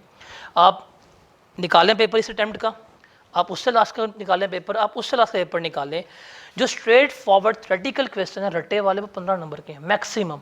बाकी तमाम पेपर ये लॉजिकल बेस होता है। आप इसको समझें, अपनी वर्डिंग में लिखाते हैं, पेपर आपका पास है। अपनी वर्डिंग में अगर आपको अंग्रेज़ी लिखनी आती है, और वो नहीं जो किताब में लिखी हुई है, एक वो अंग्रेज़ी जिससे बात का मतलब समझ आ रहा है, जो आपने सही प्रोविज़न लिख दी है, अपनी वर्डिंग में लिख दी है, आपका पेपर पास, आपको कभी भी फेल नहीं कर सकता। इवन एग्जामिनर ने मल्टीपल टाइम हाईलाइट किया हुआ है कि आप इसको आपने अप्लाई करना है। आप यहाँ पे कोई वकील नहीं है जो आप लॉ की लैंग्वेज रिप्रोड्यूस करेंगे। तो ये चीज़ मैं पहले दिन ही आपकी मिसकंसेप्शन क्लियर करना चाहता हूँ कि इसमें आपको रट्टा मारना पड़ेगा, इसमें क्रैमिंग नहीं करनी पड़ती। चीज़ों को बस याद करना है, मेमोराइज़ करना है, आप उनको अपनी वर्डिंग में लिखना सीखें, आपका पेपर पास हो जाता है। जो चीज़ें रट्टे वाली होंगी उसमें भी हम ट्राई करें कोई ना कोई शॉर्टकट निकालें उन्हें क्रैम करने की। जो ज़्यादा मुश्किल चीज़ होगी वो 1-2 चैप्टर हैं, जिसमें से मैक्सिमम पेपर जो आता है वो 3-4 नंबर का आता है। जो सबसे मुश्किल चैप्टर जो क्रैमिंग में भी हैं वो 3-4 नंबर के हैं। बाकी ये तमाम पेपर समझने वाला और अपनी वर्डिंग में लिखने वाला है। इस चीज़ को आपने क्लैरिफाई करना है, इसमें क्रैमिंग नहीं है पेपर में, ये चीज़ आपने भूलनी नहीं है। उसके बाद एग्जामिनर कमेंट्स, ये ज़रा आपके पास एनालिसिस है टेक्स्ट के। मैं अभी सिर्फ मुखातिब करूँगा इन 2 अटैम्प्ट से, बिकॉज स्कीम चेंज होने के बाद यही 2 वैलिड है। उससे पहले जब ये कैफ 6 था तो काफ़ी मैच्योर पेपर था, मिड में था पेपर। इससे पहले लोग बच्चे जो हैं वो 3-4 पेपर पास करके टेक्स्ट में बैठे होते थे, अब ये बिल्कुल हो गया अर्ली पेपर। तो जबकि स्कीम चेंज हुई है, स्प्रिंग 22 में इसका रिजल्ट था 31% और ऑटम 22 में इसका रिजल्ट आया 38%। ये 2 अटैम्प्ट के रिजल्ट हैं। इस अटैम्प्ट में आया था उसका मेरिट सर्टिफिकेट 31% वाली में, जो वेरी फर्स्ट अटैम्प्ट थी आफ्टर स्कीम चेंज। तो अगर हम इसका एनालिसिस करें, फेल हुआ, कौन बताएगा फेल हुए? एग्जामिनर। लेकिन हम उससे नहीं पूछते। यकीन माने कि अभी भी फेल होने के बाद आपने पूछा एग्जामिनर से कि मुझे क्यों निकाला? आप कहाँ पूछते हैं जाके? किससे पूछते हैं? फेसबुक से? नहीं, खुद से पूछा तो बंक करता पूरा। आप पूछते हैं फेसबुक से जाके, और जो जवाब दे रहा होता है ना उसका खुद वो पेपर 3 दफ़ा फेल हुआ होता है। आपको क्या पता कि आपको कौन गाइडेंस प्रोवाइड करा, माइट भी उसका पीआरसी डिस्क्वालीफाई हुआ। लेकिन वो आपको प्रॉपर ऐसी गाइडेंस प्रोवाइड करेगा कि चैट जीपीटी आने के बाद आप लोग सारे बेरोज़गार हो जाएंगे, आप लोग जाकर दरबारों में बैठे होंगे, इतनी खूबसूरती से कर रहा होता है, वाह। क्योंकि आप जाके सोल्यूशन लेते हैं यहाँ से, यहाँ पूछते हैं कि दोस्त से, यार देख तुझे मैंने पढ़ाया, तू पास हो गया, मैं फेल हो गया। अब क्या पता दोस्त की अटैम्प्ट दूसरी हो, तीसरी हो, ऐसे होता है कि नहीं होता। तो रेलिवेंट पर्सन कौन है जो आपको फेल करेगा और जो बताएगा, वो है आपका एग्जामिनर। क्योंकि एग्जामिनर वाहिद बंदा है जिसको पता है कि उसने आपको फेल क्यों किया है, उसने प्रॉपर रीजनिंग बताई हुई है। ये जो टेक्स्ट की किताब है ना पास्ट पेपर की, इसमें क्वेश्चन वाइज कमेंट्स अवेलेबल हैं, हर क्वेश्चन में क्या प्रॉब्लम थी, कहाँ पे परफॉर्म नहीं कर पाया, हर चीज़ है। एक तो वो है। जनरल कमेंट्स जो हैं वो डिस्कस कर लेते हैं। सबसे पहले हम आते हैं ऑटम 22, इस पर रिजल्ट आया 38%। यार इसका ना कल कुछ करना प्रोजेक्टर का, ये बहुत ही ज़्यादा ना बेड़ा गर्क कर रहा है। अब इसमें अराउंड 8 क्वेश्चन आए हैं टेक्स्ट के पेपर में। इन 8 क्वेश्चन में से क्वेश्चन नंबर 8 में पासिंग मार्क्स 12%, क्वेश्चन नंबर 5 में 15%, क्वेश्चन नंबर 4 में 27%, क्वेश्चन नंबर 1 में 18%। मतलब 8 में से 4 सवाल का तो बेड़ा गर्क था। इसने क्वेश्चन बाय क्वेश्चन एनालिसिस दिया हुआ है कि इन क्वेश्चन में तो लोग जो हैं उन्होंने बिल्कुल ही कुछ परफॉर्म नहीं किया। बाद में उसने बताया है कि रीज़न क्या थी। कहते हैं जी थोड़ा सा रिजल्ट बेहतर हुआ है, लेकिन द प्रॉब्लम ये है कि जो थ्योरेटिकल बेस्ड क्वेश्चन है उसमें बच्चों की राइटिंग स्किल्स बहुत पुअर है, उनको लिखना नहीं आता। एक उसने आइडेंटिफाई की थियरी। बाकी कहता है कि वो क्वेश्चन की रिक्वायरमेंट नहीं पढ़ते, जो उनका दिल आता है वो लिख देते हैं, जो मैंने पूछा है वो नहीं लिखते। ये रियलिटी है। टेक्स्ट के पेपर में सबसे बड़ा जुल्म यही होता है कि उसने जो पूछा है हम वो नहीं बताते, जो हमें आता है हम वो बताते हैं। क्योंकि इसमें चीज़ें आपस में इतनी इंटरलिंक्ड हैं कि आपको समझ नहीं आता कि इसने पूछा क्या। जैसे फॉर एग्जांपल वो कहता है जी टोटल इनकम बताएं, आप टैक्सेबल बता के आ जाते हैं। वो कहता है टैक्सेबल बताएं, आप टोटल बता के आ जाते हैं। वो कहता है टैक्स लायबिलिटी बताएं, आप टैक्स पेबल बता देते हैं। तो ये चीज़ें ऐसी हैं जो उसने पूछा हो हमने उसको वही बताना है। टैक्स के पेपर में सबसे बड़े रीज़न जो है ना फेलियर की, वो रिक्वायरमेंट्स को फुलफिल ना करना है। ये सबसे बड़े रीज़न है, बिकॉज इसमें चीज़ें आपस में इतनी इंटरलिंक्ड हैं और इतनी आपस में कनेक्टेड होती हैं कि हम लोग उनको डिफ्रेंशिएट टेक्निकली नहीं कर पाते। और एंड पे हमें जो है एग्जामिनर वो फेल कर देता है कि मैंने तो तुम्हें कहा था, तुमने नहीं किया, तुम्हारी गलती है। तो ऑटम 22 में इसने ये कहा। स्प्रिंग 22 में देखते हैं जिसमें 9000 प्लस, मतलब हिस्ट्री में इतना बच्चा टैक्स में आज तक अपेयर नहीं हुआ जितना इस अटैम्प्ट में हुआ था। और उसमें से टॉप करना, और वो भी बहुत बड़ी अचीवमेंट होती है। इस दफ़ा तो मेरे ख्याल 4-5 हज़ार बच्चे अपेयर हुए हैं टैक्स में। That was the highest attempt जिसमें 9000 स्टूडेंट्स अपेयर हुए थे। तो इसमें 7 सवाल आए थे। Question number 6 15%, 4 10%, 3 30%, 2 13%। मतलब इन 7 में से फिर 4 सवालों का बेड़ा गर्क हुआ। अब उसमें भी उसने रीज़न बताई है। रीज़न क्या है जी? सिलेक्टिव स्टडी है, थ्योरेटिकल नॉलेज को प्रैक्टिकल सिचुएशन में अप्लाई नहीं कर पा रहे, इसलिए वो कह रहा है खुदा के लिए एंटायर सिलेबस पढ़ लिया करें और अपना क्वेश्चन पेपर कंप्लीट किया करें ताकि आपके मार्क्स सिक्योर हो जाएं। ये 2 अटैम्प्ट में उसने क्लासीफाई किया। अगर मैं इसको समराइज़ करूं, यहाँ पे पिछले 14 अटैम्प्ट्स का अगर मैं बताऊं रीज़न, ये रीज़न्स जो है ना, आपने ये काम नहीं करने। अगर आप पेपर टेक्स्ट के अलावा कोई पेपर भी पास करना चाहते हैं कैफ में, क्योंकि आपकी ये पहली अटैम्प्ट होगी, फिजिकल पेपर फर्स्ट टाइम दे रहे हैं, अगर आप इन चीज़ों को अवॉइड कर देते हैं, आपका पेपर कोई भी पेपर हो, इवन लॉ का है, R1 का है, टैक्स का है, CMA का है, आप पेपर पास कर सकते हैं अगर आप इन चीज़ों को जो उसने हाईलाइट की हुई हैं अगर आप इसको कंप्लायंस करते हैं। पहला रीज़न ऑफ फेलियर है कि एग्जामिनर को हम अंडरस्टैंड नहीं कर पाते वो क्या पूछ रहे हैं। सबसे बड़ी प्रॉब्लम है कि हमें टॉपिक्स की अंडरस्टैंडिंग नहीं होती, या टॉपिक्स को अप्लाई कैसे करना है हमें उसकी अंडरस्टैंडिंग नहीं होती। उसके अलावा हम एक्चुअल रिक्वायरमेंट्स क्या हैं वो नहीं बता पाते। आता होता है लेकिन लिख नहीं पा रहे होते, तो प्रेजेंट नहीं कर पा रहे होते। एक तो ये चीज़ है जो बहुत प्रॉब्लमेटिक है। उसके अलावा सिलेक्टिव स्टडी तो प्रॉब्लम है ही नहीं, ये तो गुनाह है, ये मिस्टेक नहीं, ये गुनाह कबीरा है। Because it is just like that, आप जंग में जा रहे हैं, बंदूक छोड़ गए, फिर गोलियां ही पड़नी है, फिर ना कहना कि हम शहीद हो गए हैं, फिर तो आप खुदकुशी करके आ रहे हैं।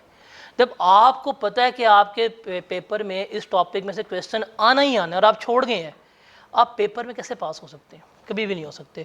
तो selective study is just like a suicide, जो आपने अटैम्प्ट कर ली है, अब आप बस अल्लाह से दुआ कर रहे हैं कि अल्लाह मेरी सुसाइड को शहीद कर दे, किसी तरह मेरा शहीदों में नाम आ जाए, मैं हराम मौत ना मरूँ। लेकिन आई क्या सही हराम मौत मारता है। तो वो कहता है यार जब मैंने तुम्हें बता दी है, जब तुम्हें मैंने वेटेज दे दी है कि ये वेटेज है, आपने क्यों मुझे प्रेडिक्ट किया मैं नहीं पूछूंगा। जैसे अभी उसने रिटर्न असेसमेंट अपील में से 17 मार्क्स का पेपर पूछा होगा theoretical, and the all they were like यार इसमें से नहीं आएगा, ये कर लेते हैं, ये छोड़ देते हैं। 17 मार्क्स सामने रख दिए उसने, बच्चे रोते हुए निकले। पेपर आया वो सारी difficult paper of the history, ये चीज़ मुश्किल है, ऐसा है वैसा है।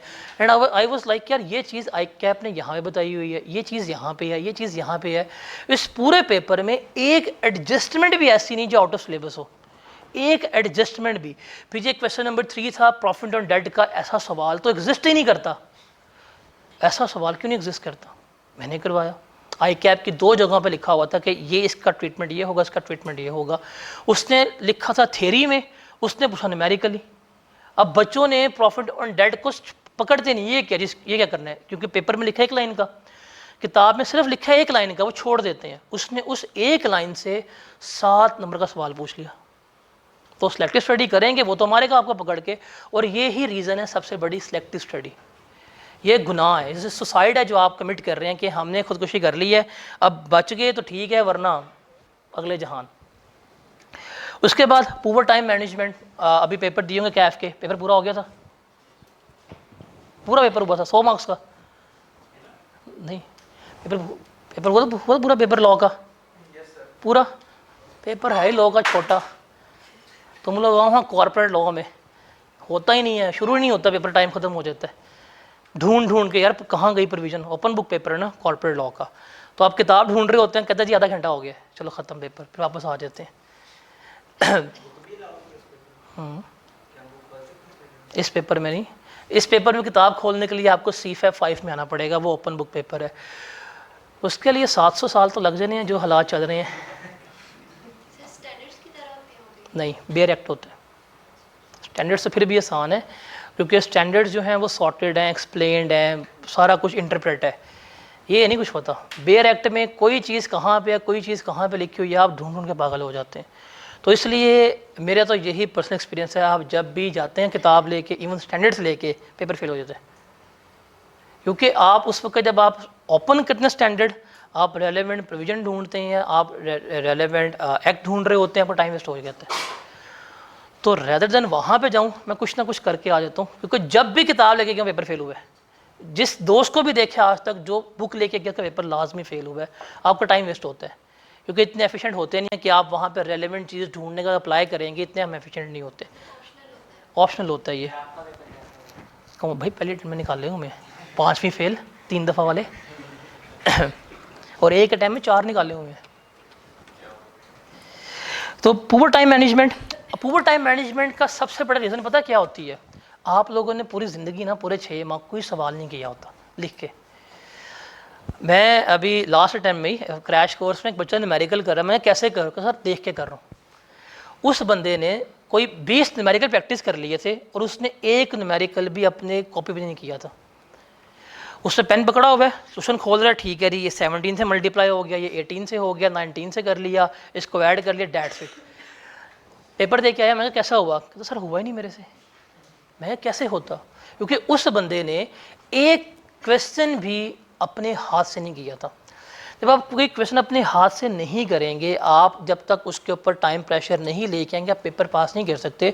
बिकॉज आप याद रखिएगा, आप कैफ से लेके इवन CFAP तक आपके पास पर मार्क्स सिक्योर करने के लिए 1.8 मिनट है। अगर आपने आई कैप में 1 नंबर सिक्योर करना है तो 1 नंबर सिक्योर करने के लिए आपके पास 1.8 मिनट है। अगर आपके पास कोई 10 नंबर का सवाल आया है तो इसको आप 1.8 से मल्टीप्लाई करेंगे, you have to solve that question in 18 minutes. 18 minutes में हो जाए ठीक है, अगर जैसे 18 पूरे हो गए छोड़ दो क्वेश्चन। सबसे बड़ी यहाँ पे होती है कि हमें पता ही नहीं कि कैसे लेके चलना है। बट इसका अल्टरनेटिव वे आपसे है कि जब असाइनमेंट्स वगैरह पे हम मूव करेंगे तो आपके टाइम मैनेजमेंट जो है वो प्रॉपर हो जाएगी।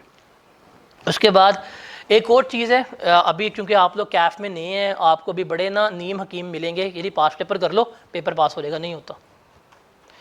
अगर आप CA में सिर्फ पास पेपर पे आपका रिलायंस है, पेपर पास कभी नहीं हो सकता। आप BA नहीं कर रहे, आप FA नहीं कर रहे कि 5 साल पेपर कर लो पेपर पास हो जाएगा।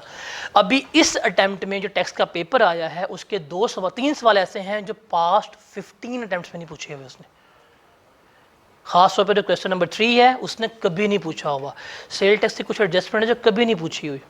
आप पेपर पकड़ें R1 का, हिस्टोरिकली पास्ट पेपर में ऐसा पेपर नहीं आया आज तक का। तो अगर आपका रिलायंस सिर्फ पास्ट पेपर पे है कि जी मैंने 20 सवाल कर लिए, मैं जस्टिफाई कर रहा हूँ अपने आप को, तो आपने कुछ नहीं किया। रेदर देन क्वांटिटेटिवली क्वेश्चन करने पे आपने फोकस करना है क्वालिटेटिवली। मैं आपको ट्राई करूंगा कि जितनी पॉसिबल एडजस्टमेंट्स होती हैं वो मैं करवाता रहूँ, बिकॉज टेक्स्ट में मैं अभी भी कहता हूँ कि आप मुझे पेपर दें, मैं आपको पूरा पेपर सेट कर देता हूँ 100 नंबर का, और वो 100 नंबर वो होंगे जो आज तक पिछले 27 अटैम्प्टों में कहते नहीं पूछे हुए। इसमें इतना रूम है। तो हम कोशिश करेंगे जितनी अवेलेबल प्रोविजंस का जहाँ जहाँ पे जो डाटा मिलता है CFAP से या दूसरी किसी बॉडी से हम प्रैक्टिस करेंगे। और पास्ट पेपर पे हमने खाली रिलाई नहीं करना। कभी भी ज़िंदगी में पास्ट पेपर को अपनी सक्सेस का आपने बेंचमार्क नहीं बनाना। और मैं इस चीज़ का सबसे बड़ा मुखालिफ हूँ कि आपने सवाल पे सवाल करने नहीं करने। क्वालिटेटिवली थोड़े सवाल कर लो लेकिन अच्छे क्वेश्चन कर लो, वो इनफ है। रेदर देन कि आप 20-30 सवाल कर लो कुछ आता ना हो आपको। प्रॉब्लम ये होती है, मेजॉरिटी हमारी कहाँ पे होती है, इतनी बड़ी किताब लेके आते हैं, उसमें होते हैं 60 सवाल, सवाल पकड़ना शुरू हो गए, कुछ नहीं पता क्या कर रहे हैं क्या नहीं कर रहे, कोई लॉजिक्स नहीं पता, वो काम नहीं कर रहे। बिकॉज ICAP अभी जब आप पेपर देने जाएंगे सितंबर में, उस सितंबर की अटैम्प्ट में 50 नंबर वो होंगे जो उसने आज तक कभी नहीं पूछे। पिछले 27-28 अटैम्प्टों में उसने 50 नंबर कभी नहीं पूछे होंगे जो टोटली अनसीन आएंगे आपको। तो वो अनसीन पेपर कभी भी आप पास्ट पेपर को रिलाई करके नहीं कर सकते। हाँ, ये आपकी प्रैक्टिस का बेंचमार्क होना चाहिए कि जी मेरे से सवाल हो रहा है, that's enough for me, but that can not be your benchmark कि जी मुझे आता है तो मैं कर लूँगा। आपको इसको आउट ऑफ वे जाना पड़ेगा थोड़ा सा। उसके अलावा अभी पेपर दे के आए होंगे, हर चीज़ भूल जाती है पेपर में बैठ के, ऐसा ही होता है, कुछ समझ नहीं आ रहा, रट्टे मार के गए होते हैं, आंखें सूजी होती हैं, बट पेपर में सवाल ही नहीं हो रहा होता, रिटेंशन नहीं होती। अब रिटेंशन में एक बहुत बड़ा रीज़न है। रिटेंशन के लिए अगर आप कहते हैं ना कि आपने पूरा चैप्टर किया है जो आई गेस 20 सफ़ों का है, 30 सफ़ों का है, आप उस पूरे 20-30 सफ़ों को रिटेन करना चाहते हैं, आप कभी भी नहीं कर सकते अनलेस आपने स्मार्टली उसको तैयार किया हो। एक चैप्टर आपने 20 सफ़ों का किया है, अगर आप उसको समराइज़ करके की पॉइंट्स उसके एक पेज पर लिख लेते हो ना, वो एक पेज पढ़ने से आपको वो हमेशा रिटेन रहेगा, वो 20 सफ़े पढ़ने से कभी आपको रिटेन नहीं रहेगा।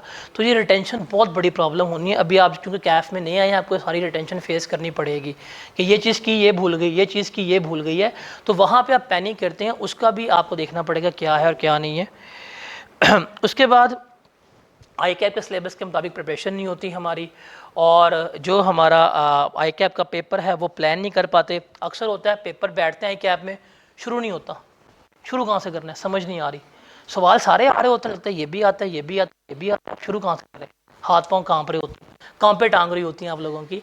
तो उसके लिए भी सबसे बेहतर है कि आप लोगों को चाहिए कि प्रैक्टिस करें, टेस्ट वगैरह में दें, और जो इम्पॉर्टेंट एरिया है उनकी आप लोगों को प्रैक्टिस वगैरह करनी चाहिए। तो ये पिछले 27 अटैम्प्टों का निचोड़ है जो एग्जामिनर ने क्या किया है बताया। अभी प्रॉब्लम्स हैं, ये इनके सॉल्यूशंस हैं, और मैं कैसे आपकी हेल्प करूंगा ये मैं आपको बता देता हूँ। बाकी आपके ऊपर है कि आप इसको लेके चलते हैं कि नहीं चलते। पहला था कि आप एग्जामिनर जो है उसको आइडेंटिफाई नहीं कर पाते, उसने क्या पूछा है, आपको नॉलेज अप्लाई नहीं होती, सवाल कैसे है कि नहीं होता। तो इसका सबसे आसान सलूशन है कि तमाम टॉपिक्स जो हैं वो आपने लॉजिकल पढ़े हों, हर एक प्रोविज़न की पॉसिबल एग्जांपल या एडजस्टमेंट की हो, एग्जामिनर कमेंट्स आपने पढ़े हों, पूरे पता हो कि किस सवाल में क्या करना है क्या नहीं करना, और हर टॉपिक के फॉर्मेट्स पे ग्रिप होनी चाहिए। ये है सलूशन। अब मैं आपको इसमें कैसे सपोर्ट कर सकता हूँ? सिंपल सी बात है कि मैं आपको हर चैप्टर के नोट्स भी दूंगा और समरी भी दूंगा। एक चैप्टर लेट्स सपोज हमें एक टॉपिक है सेल्स टैक्स, सेल्स टैक्स करने में हमें लगते हैं 3 हफ्ते। 3 हफ्ते में जो सेल्स टैक्स करेंगे उस पूरे सेल्स टैक्स को मैं आपको 5 पेजेस के ऊपर समराइज़ कर दूंगा, और वो 5 पेजेस ऐसे होंगे जिसमें से आपका 90% सेल टैक्स हो जाएगा। ये मेरा काम है, ये मैं कर दूंगा आपको। उसके अलावा हर एरिया से क्वेश्चन करवाना मेरा काम है, पास्ट पेपर करवाना मेरा काम है, और फॉर्मेट्स वगैरह देना, फॉर्मेट्स डाटा किस तरह पुट करना है ये मेरा काम है। जो मेरी रिस्पॉन्सिबिलिटी है वो मैं पूरी कर दूंगा आपको इस रीज़न से बचाने के लिए कि यार आप ICAP में जाएं और ब्लैंक आउट ना हो कि पेपर में क्या करना है क्या नहीं करना, ये कैसे करना है वो कैसे करना है, उससे मैं आपको वहाँ पर सेव कर लूँगा। सेकेंड थी कि सिलेक्टिव स्टडी या preparation from all topic. Solution तो यही है कि आप पूरा सिलेबस कंप्लीट करें, ये मेरा हेडेक है। मैं आपको सिलेबस क्या, मैं आपको अच्छा खासा सिलेबस कंप्लीट कराऊंगा, फिक्र ना करें। 2 दफ़ा करवा के भेजूंगा ताकि आपको ये ना रहे कि जी हमें ये आता नहीं है, हमने किया नहीं है। तो हम सिलेबस जो है वो तो हम कंप्लीट डिटेल में कर रहे होंगे, उसके लिए आपको परेशान होने की ज़रूरत नहीं है। फिर तीसरा था कि सिर्फ हम पास्ट पेपर पर रिलाई कर रहे होते हैं प्रैक्टिस के लिए, हमें और चीज़ नहीं मिल रही होती, तो हम अदर क्वेश्चंस भी करेंगे जिसमें असाइनमेंट्स होंगी और कुछ क्वेश्चंस न्यूमेरिकल CFAP के होंगे जो हम क्लास में कर रहे होंगे, ताकि आपका एक्सपोजर जो है प्रैक्टिस का वो बढ़े, आपका जो स्कोप है वो बढ़े और आपको पता चले कि यार इसमें हम इस तरह क्या कर सकते हैं, चीज़ों को अप्लाई कर सकते हैं। तो ये भी आपके साथ बीच में अटैच होंगे, जो मैं करवाता जाऊँगा, करना ना करना आपके ऊपर है भाईजान। एंड वे ये कहते हैं सर आप पेपर जाके हमारी जगह दें। उसके अलावा आपके पास माइंड में चीज़ें नहीं रहती, रिटेन नहीं रहती, भूल जाते हैं। अभी पेपर दे के आए होंगे आप कैफ का, जो बच्चे चीज़ें भूल जाती हैं, लॉ भूल गया होगा, R1 भूल गया होगा, क्योंकि PRC में ऐसा नहीं होता। PRC में तुक्का लगाना है, जो लग गया ठीक है, पेपर पास हो गया, क्योंकि तुक्के वाले बच्चे हैं, MCQs करके आए हुए हैं, बट यहाँ पे लगना है, बता आपको होता क्या है। तो जितने भी चैप्टर्स के माइंड मैप्स हैं और तकरीबन पूरे टेक्स्ट के जो समराइज नोट्स हैं, जिसमें ख़ास तौर पर 1 पेज समरीज हैं, वो सारी क्या की जाएंगी, आपको प्रोवाइड कर दी जाएंगी। मतलब पूरा चैप्टर, कंप्लीट चैप्टर जो मैंने आपको 5 डेज़ में करवाया, जो 6 डेज़ में करवाया है, जो फुल डिटेल में की है, उसको रिटेन करने के लिए उसका 1 पेजर या 2 पेजर जो है आपको प्रोवाइड कर दिया जाएगा। आपने चैप्टर जब डिटेल में कर लिया, उसको रिवाइज़ करने के लिए आपने सिर्फ वो उस 1 पेज को देखना है। वो 1 पेज इनफ होगा आपका उस कंप्लीट चैप्टर को रिटेन करने के लिए, तो ज़्यादा आपको बर्डनाइज नहीं करूँगा। उसके अलावा प्रिपरेशन जो है वो डन नहीं होती, तो हम ICAP का जो ग्रिड है उसको स्ट्रिक्टली फॉलो करेंगे, उसके मुताबिक चलेंगे। उसके बाद ICAP का पेपर प्लान नहीं होता, हम प्रैक्टिस करेंगे through test and through assignments, ताकि आपको अनसीन क्वेश्चंस और पेपर वगैरह करने की जो है वो आदत हो जाए।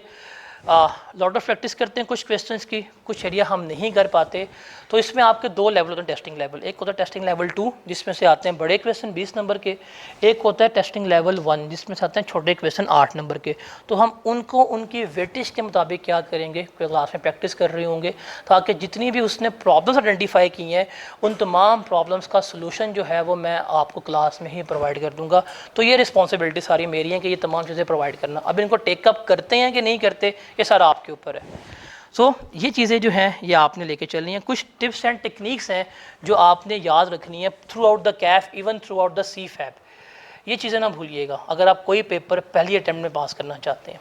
सबसे पहला, सिलेक्टिव स्टडी नहीं करनी। आप कहते हैं सिलेबस बहुत बड़ा है, नो डाउट सिलेबस बहुत बड़ा है। उस सिलेबस में से कुछ एरिया बहुत इंपॉर्टेंट होते हैं, कुछ एरिया बहुत लीस्ट इंपॉर्टेंट होते हैं। तो हम सिलेक्टिव स्टडी नहीं करेंगे, बल्कि हम कहाँ पे जाएंगे, हम मूव करेंगे सेगमेंटल स्टडी पे। हम सेगमेंट्स बना लेंगे कि ये एरिया बहुत इंपॉर्टेंट है, इस पर हमने अपना मैक्सिमम टाइम लगाना है, ये एरिया लीस्ट इंपॉर्टेंट है, इस पर हमने कम टाइम लगाना है, बट करेंगे हम सारा। उसके अलावा 1 घंटा रोज़ का आपने निकालना है। कभी भी 3 घंटे पढ़ना, 4 घंटे, 5 घंटे पढ़ने की कतअन आपको ज़रूरत नहीं है। 1 घंटा रोज़ का निकाल लो। इवन डेस्क में घंटा भी नहीं कहता, जितना काम दूंगा वो कर लो, चाहे वो 20 मिनट में होता है, चाहे 25 मिनट में होता है, करो, अयाशी करो, कोई टेंशन नहीं है, पेपर आपका पास हो जाएगा। आखिरी महीने को, अगस्त को रखना है रिवीजन के लिए, नॉट फॉर पेंडिंग लेक्चर्स कि जी आखिरी महीना शुरू हो गया, 1 अगस्त को 92 पेंडिंग लेक्चर्स हैं, क्या करें। तो फिर आप अगली मार्च की तैयारी कीजिएगा, बिकॉज अल्टीमेटली होना यही होता है, यही बच्चे फेल होते हैं, ये रियलिटी है। उसके अलावा टेस्ट में आपने लाजमी पार्टिसिपेट करना है, लाजमी।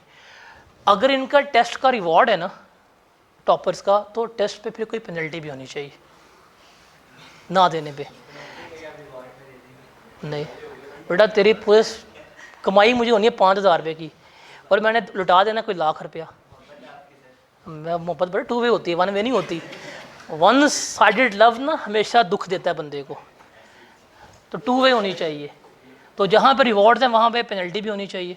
चलिए कल डिसाइड करते हैं, रिवॉर्ड्स तो सर्टेन ये होने चाहिए। इफ्तारी 26 होते रह गए यार, 25 रह जाएंगे।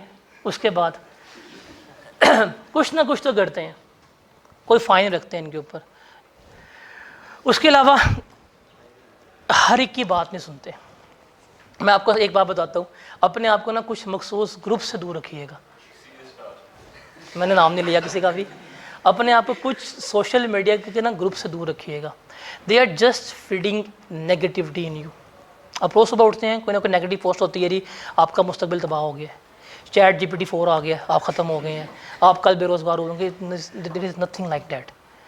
चैट जीपीटी सिर्फ आपको बता सकता है टेक्स्ट में घपला कैसे करना है, वो आप खुद जानते हैं, वो कोई नहीं बता सकता। उन्हें पाकिस्तान में टेक्स्ट में कुछ कह सकता। तो कुछ ऐसे प्लेटफॉर्म्स हैं जहां आपको टोटली अपने आप को अवॉइड करना चाहिए, because they are just spreading negativity in you, they are not helping you. दुख होता है कि rather than helping they are just kind of spreading negativity memes के ज़रिए and all this type of things. तो वो बहुत चीज़ें हैं, बिकॉज आप लोग पहले डिप्रेस होते हैं, जो आपकी जो है ना ये लाइफ अगले 2 साल की ये बहुत डिप्रेस चलनी है।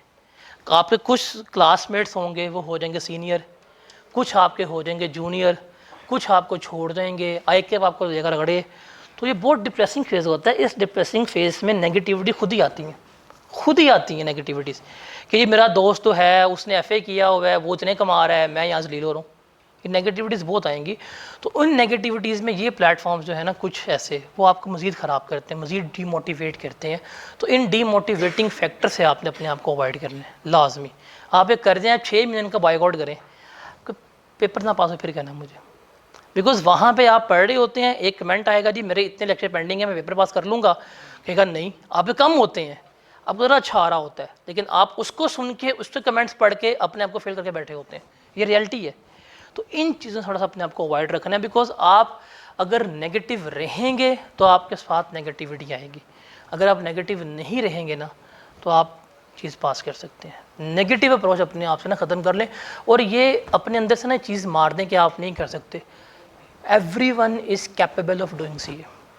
किसी का माइंड लेवल ऐसा नहीं होता। जब हमने स्टार्ट किया CA, हमारे पास एक दोस्त था, he was a topper, second third position थी उसकी, FSC में टॉपर था। He got disqualified from Kaif, topper disqualify. एक हमारे साथ लड़का था सराइकी, समझ लें इसका मतलब एक गवर्नमेंट लेवल का पढ़ा हुआ, जिसको कोई चीज़ नहीं आती थी। मतलब ही वॉज द पर्सन जिसकी AFC की इंग्लिश में थी 4 अटैम्प्टें, मर के पास किया। AFC में उसने मार खाई, AFC के बाद कैफ से शुरू हुआ, क्वालिफाई कर गया, आज बैठा कतर में, और उसके अराउंड 71% नंबर थे FSC में। He was a consistent. उसको हम कहते यार तू किस में आ गया, जब कोई और काम कर ले। उसने कहा जिद सी उसकी, मैंने करना है। वो खामोशी से एफर्ट्स करता रहा। मतलब जो बंदा जिसकी अंग्रेज़ी में 4 अटैम्प्टें लगी हुई हैं, आज he is a qualified chartered accountant, Qatar बैठा हुआ है। और एक हमारा दोस्त था जो टॉपर था, वो डिसक्वालीफाई होकर आज मेट्रो के स्टेशन में बैठ कर टिकट चेक कर रहा होता। रियलिटी है ये। टॉपर भाई साहब टिकट चेक कर रहे हैं, और जो बिल्कुल मीडियोकर बंदा था वो he is a ACA now Qatar में। तो इसका मतलब ये नहीं है कि सिर्फ ज़हीन लोग कर सकते हैं, ज़हीन नहीं, सिर्फ मेहनती और कंसिस्टेंट कर सकते हैं। और आप में से हर बंदा इस काबिल है कि आप ये कर सकते हैं, मुश्किल नहीं है। आप उससे मुश्किल खुद बनाते हैं जब आप मिसमैनेज करते हैं चीज़ों को।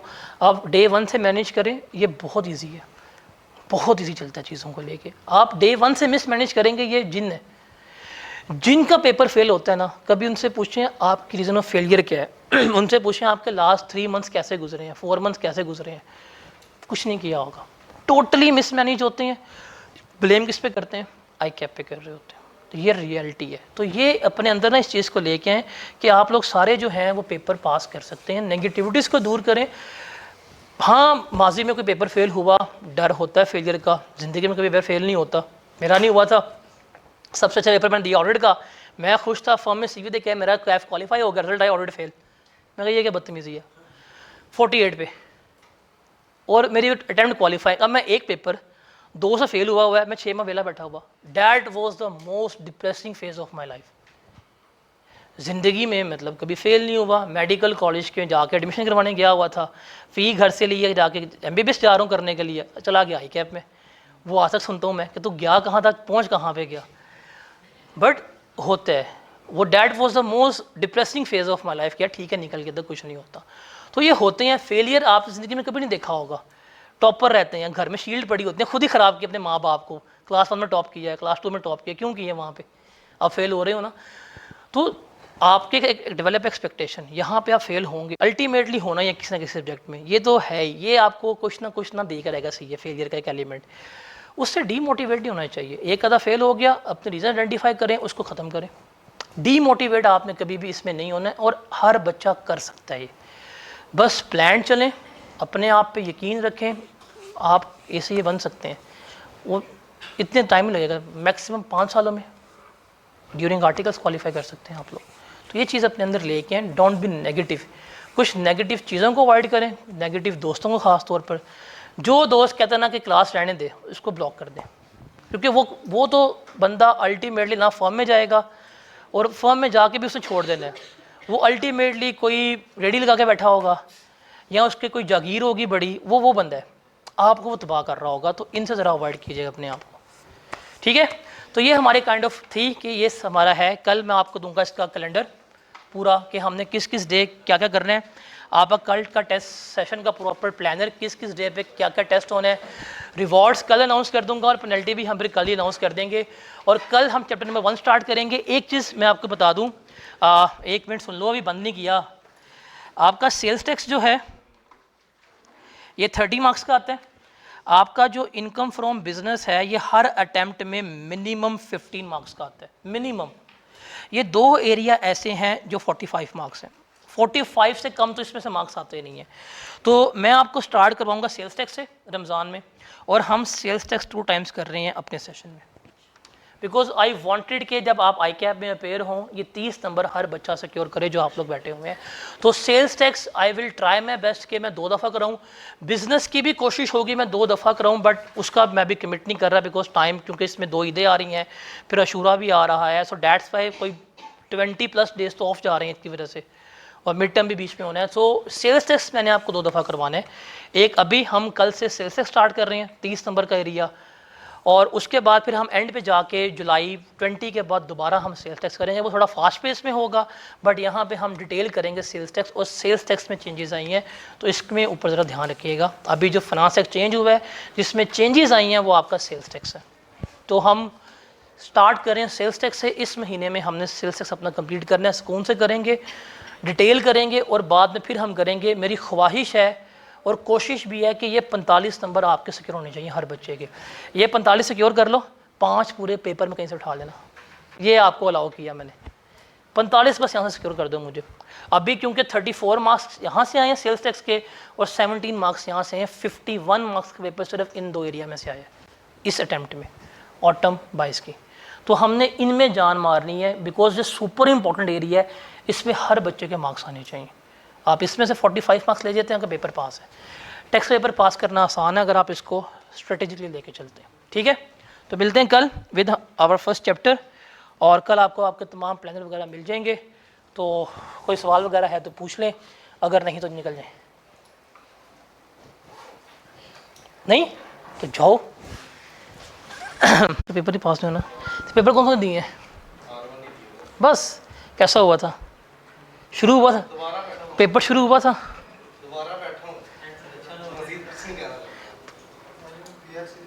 फर्स्ट अटेम्प्ट है, इंट्रो टू काउंटिंग पढ़ी हुई है, पास भी है।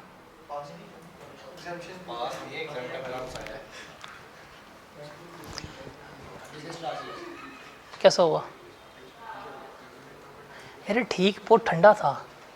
किससे पढ़ा बिजनेस लो? आतिफ आब्दी से? बहुत ठंडा का, ठीक यार। कौन से पेपर दिए हमने पहले? तो इसका मतलब आपको तो अकाउंटिंग आती है थोड़ी बहुत। मैनेज नहीं हुआ पेपर?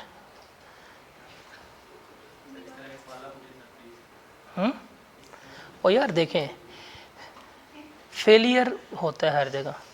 फेलियर ही होता है तो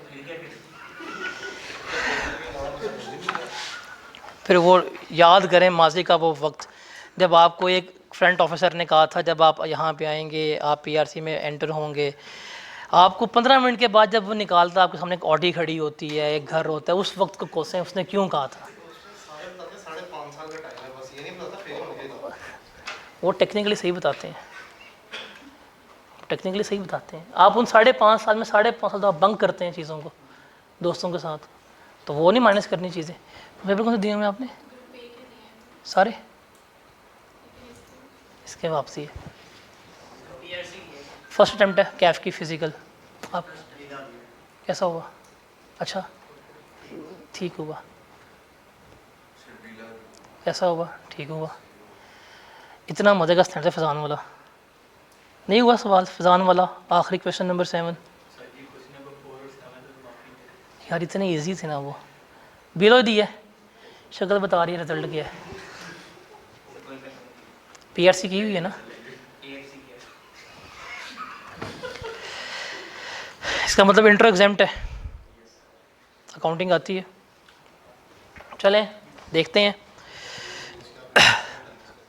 नहीं डैमेज की बात नहीं है, आप फेलियर जब होता है आप लोग उससे डर जाते हैं, रदर देन आप उससे डरने के आप उसको सबक क्यों नहीं बनाते, कि आप अपने रीज़न आइडेंटिफाई क्यों नहीं करते।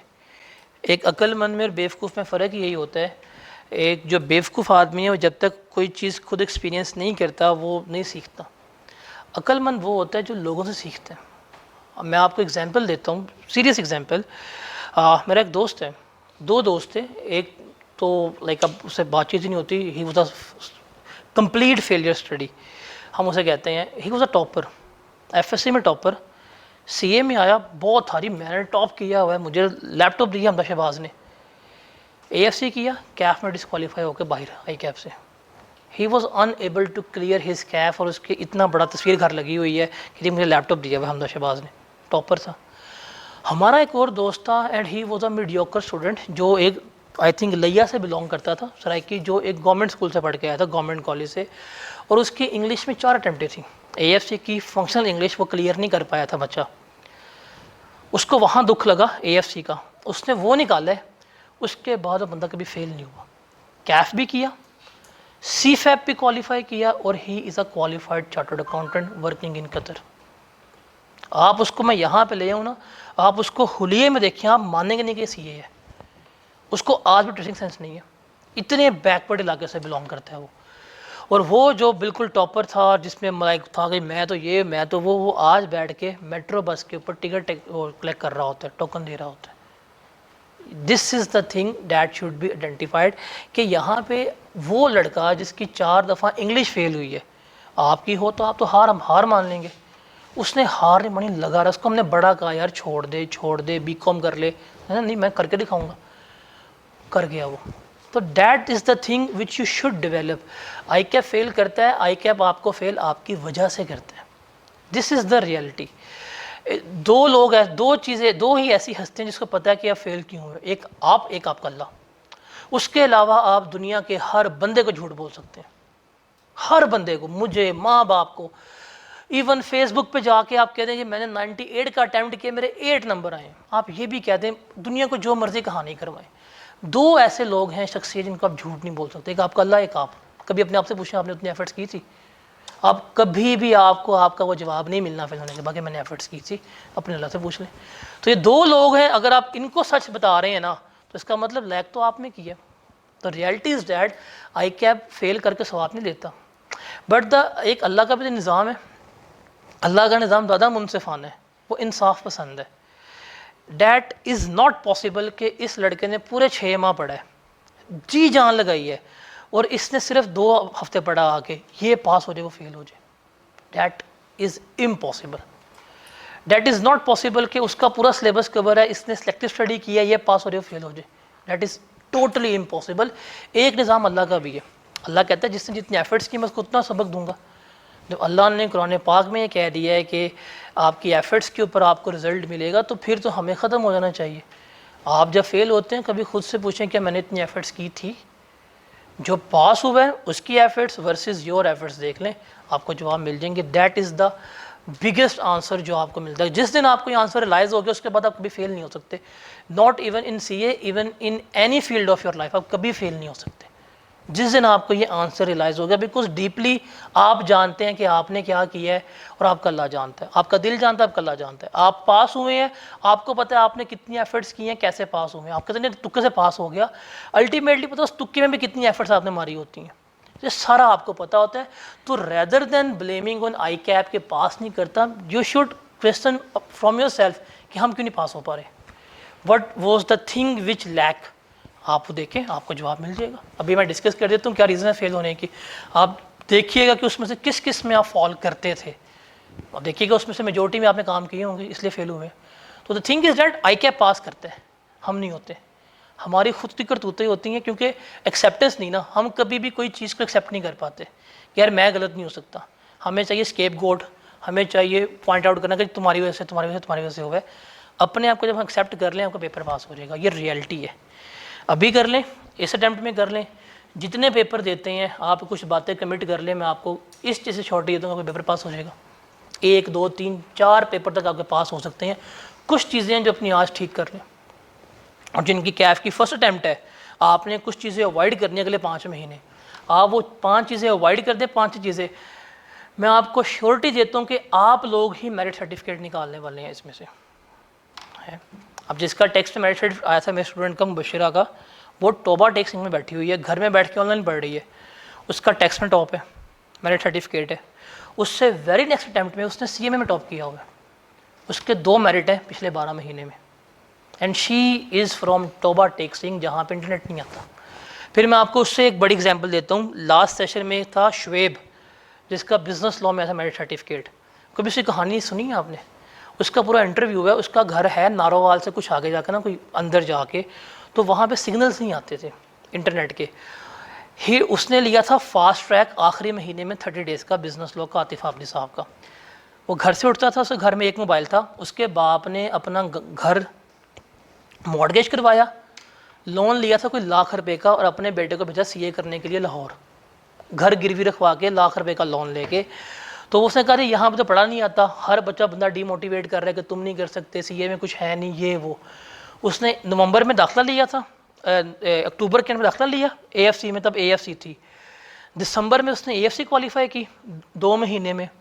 जनवरी की 15 को रिजल्ट था, जनवरी 16 को उसने बिलो स्टार्ट किया, और मार्च में पेपर देकर उसका मेरिट सर्टिफिकेट था। और उसके हम सुन रहे हैं उसके माँ बाप को, उसके माँ बाप ने स्कूल नहीं देखा आज तक, और वो हमें बता रहा था कि ये घर से उठता है सुबह सुबह, मोबाइल लेके जाता था, कोई 60 किलोमीटर दूर जाके आते सिग्नल, वहाँ जाके लेक्चर्स डाउनलोड करता था कोई 3-4 घंटे बैठ के, फिर आके वापस पढ़ता था, और इस तरह उसने किया। And he was in that area जहाँ पे नेट नहीं आता, और उसने 40 डेज़ में मेरिट सर्टिफिकेट अचीव किया। एक वो भी हमारे पास कहानी है। तो वो ICAP में कहाँ से बच्चा आ गया?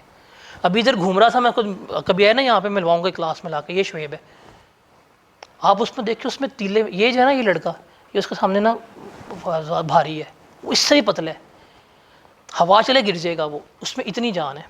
बट 40 डेज़ में ही सिक्योर मेरिट सर्टिफिकेट, और इस इलाके से बिलोंग कर रहे हैं कि रोज़ साइकिल पे उठ के जाना, लेक्चर डाउनलोड करने, वापस आना, फिर रात को, और साथ उसने खेती बाड़ी भी करनी होती थी बिकॉज उसके फैमिली के ऊपर लोन था। जब हमें लगा पता कि जी लोन है, हमने उसको इनाम दिया, कैश प्राइस दिया उसको, हमने दी कोई 2.5 लाख की दी स्कॉलरशिप दी, 50,000 कैश दिया, एंड देवर लाइक के लाख का हमने लोन लिया था घर गिरवी रखवा के। मेरे बेटे की एक एफर्ट से मेरा आधा उतर गया लोन, 50,000 रुपये कैश लेके चले गए। तो ICAP उनको ही पास करता है। तो ICAP तो एक जस्टिफाइड सिस्टम लेके चलता है, आप ICAP पे ब्लेम कभी नहीं कर सकते। अपनी मिस्टेक्स हैं, हो गई हैं, मैं इसको भी नहीं कहता कि यार फेल हो गया तो आप तो नालायक है, नहीं है, मिस्टेक्स थी, नहीं चला पता, आइडेंटिफाई नहीं हुई, खैर है, कोई मसला नहीं है, अब ना करें, दैट इज़ द थिंग। अब आप उनको ओवरकम कर लें, आपका पेपर पास हो जाएगा। माजी में जो हो जाता है उसको भूल जाया करें, द पास था वो ख़त्म, चीज़ों से निकलें, क्वालिफाई करें, आगे जाएँ, दुनिया आपकी है। आगे तो अभी पूरा इसका स्कोप पड़ा हुआ है, शुरू करेंगे सेशन तो बताऊंगा आपको कितना स्कोप है, कितनी बड़ी दुनिया है ये, आप इसमें घुस के तो देखें। तो जो हो गया, रीजंस थी, नहीं पढ़ा, 2 अटैम्प्ट लग गई हैं, 3 लग गई हैं, भूल जाएं आप। इस अटैम्प्ट में बैठें विद न्यू एनर्जी कि यार हमने करना है, और बिलीव मी डूएबल है, आप सारे के सारे पास कर सकते हैं। अगर आपका PRC पास हो जाता है ना, आप ये कर सकते हैं, कोई मुश्किल चीज़ नहीं है। मैं हमेशा उसको याद करता हूँ, याद सराइकी को, यार वो कर गया ना तो दुनिया में कोई बंदा कर सकता है। वो साइलेंट था, खामोश था, दुनिया के सुनता रहे, लगा रहे। इवन मुझे याद है कि वो यहाँ पे ऑड जॉब्स करता था, बरकत मार्केट में, यहाँ पढ़ता था, ये 7 कॉलेज आगे जाके, यहाँ पढ़ के शाम को होता था बरकत मार्केट में था वेटर, काम करता रहे। इतना मतलब वो है था, उसका ये लेवल था, आप खुद ही कर लें अंदाज़ा कैसे पढ़ रहा होगा। अगर वो कर सकते तो आप लोग तो माशाल्लाह से ब्रेन भी हैं, रिसोर्सेज भी हैं, कर सकते हैं आप लोग। अपने आप पे बिलीव रखें, अपनी पास की मिस्टेक्स को भूलें, जो गलतियां की हैं उनको ओवरकम करें, आप क्वालिफाई करें। आप अभी से इसको कीजिए, आपका स्टार्ट है, अगले 2 साल में आपका इंटर होना चाहिए, 1.5 साल में इंटर कर लें, हो जाएगा।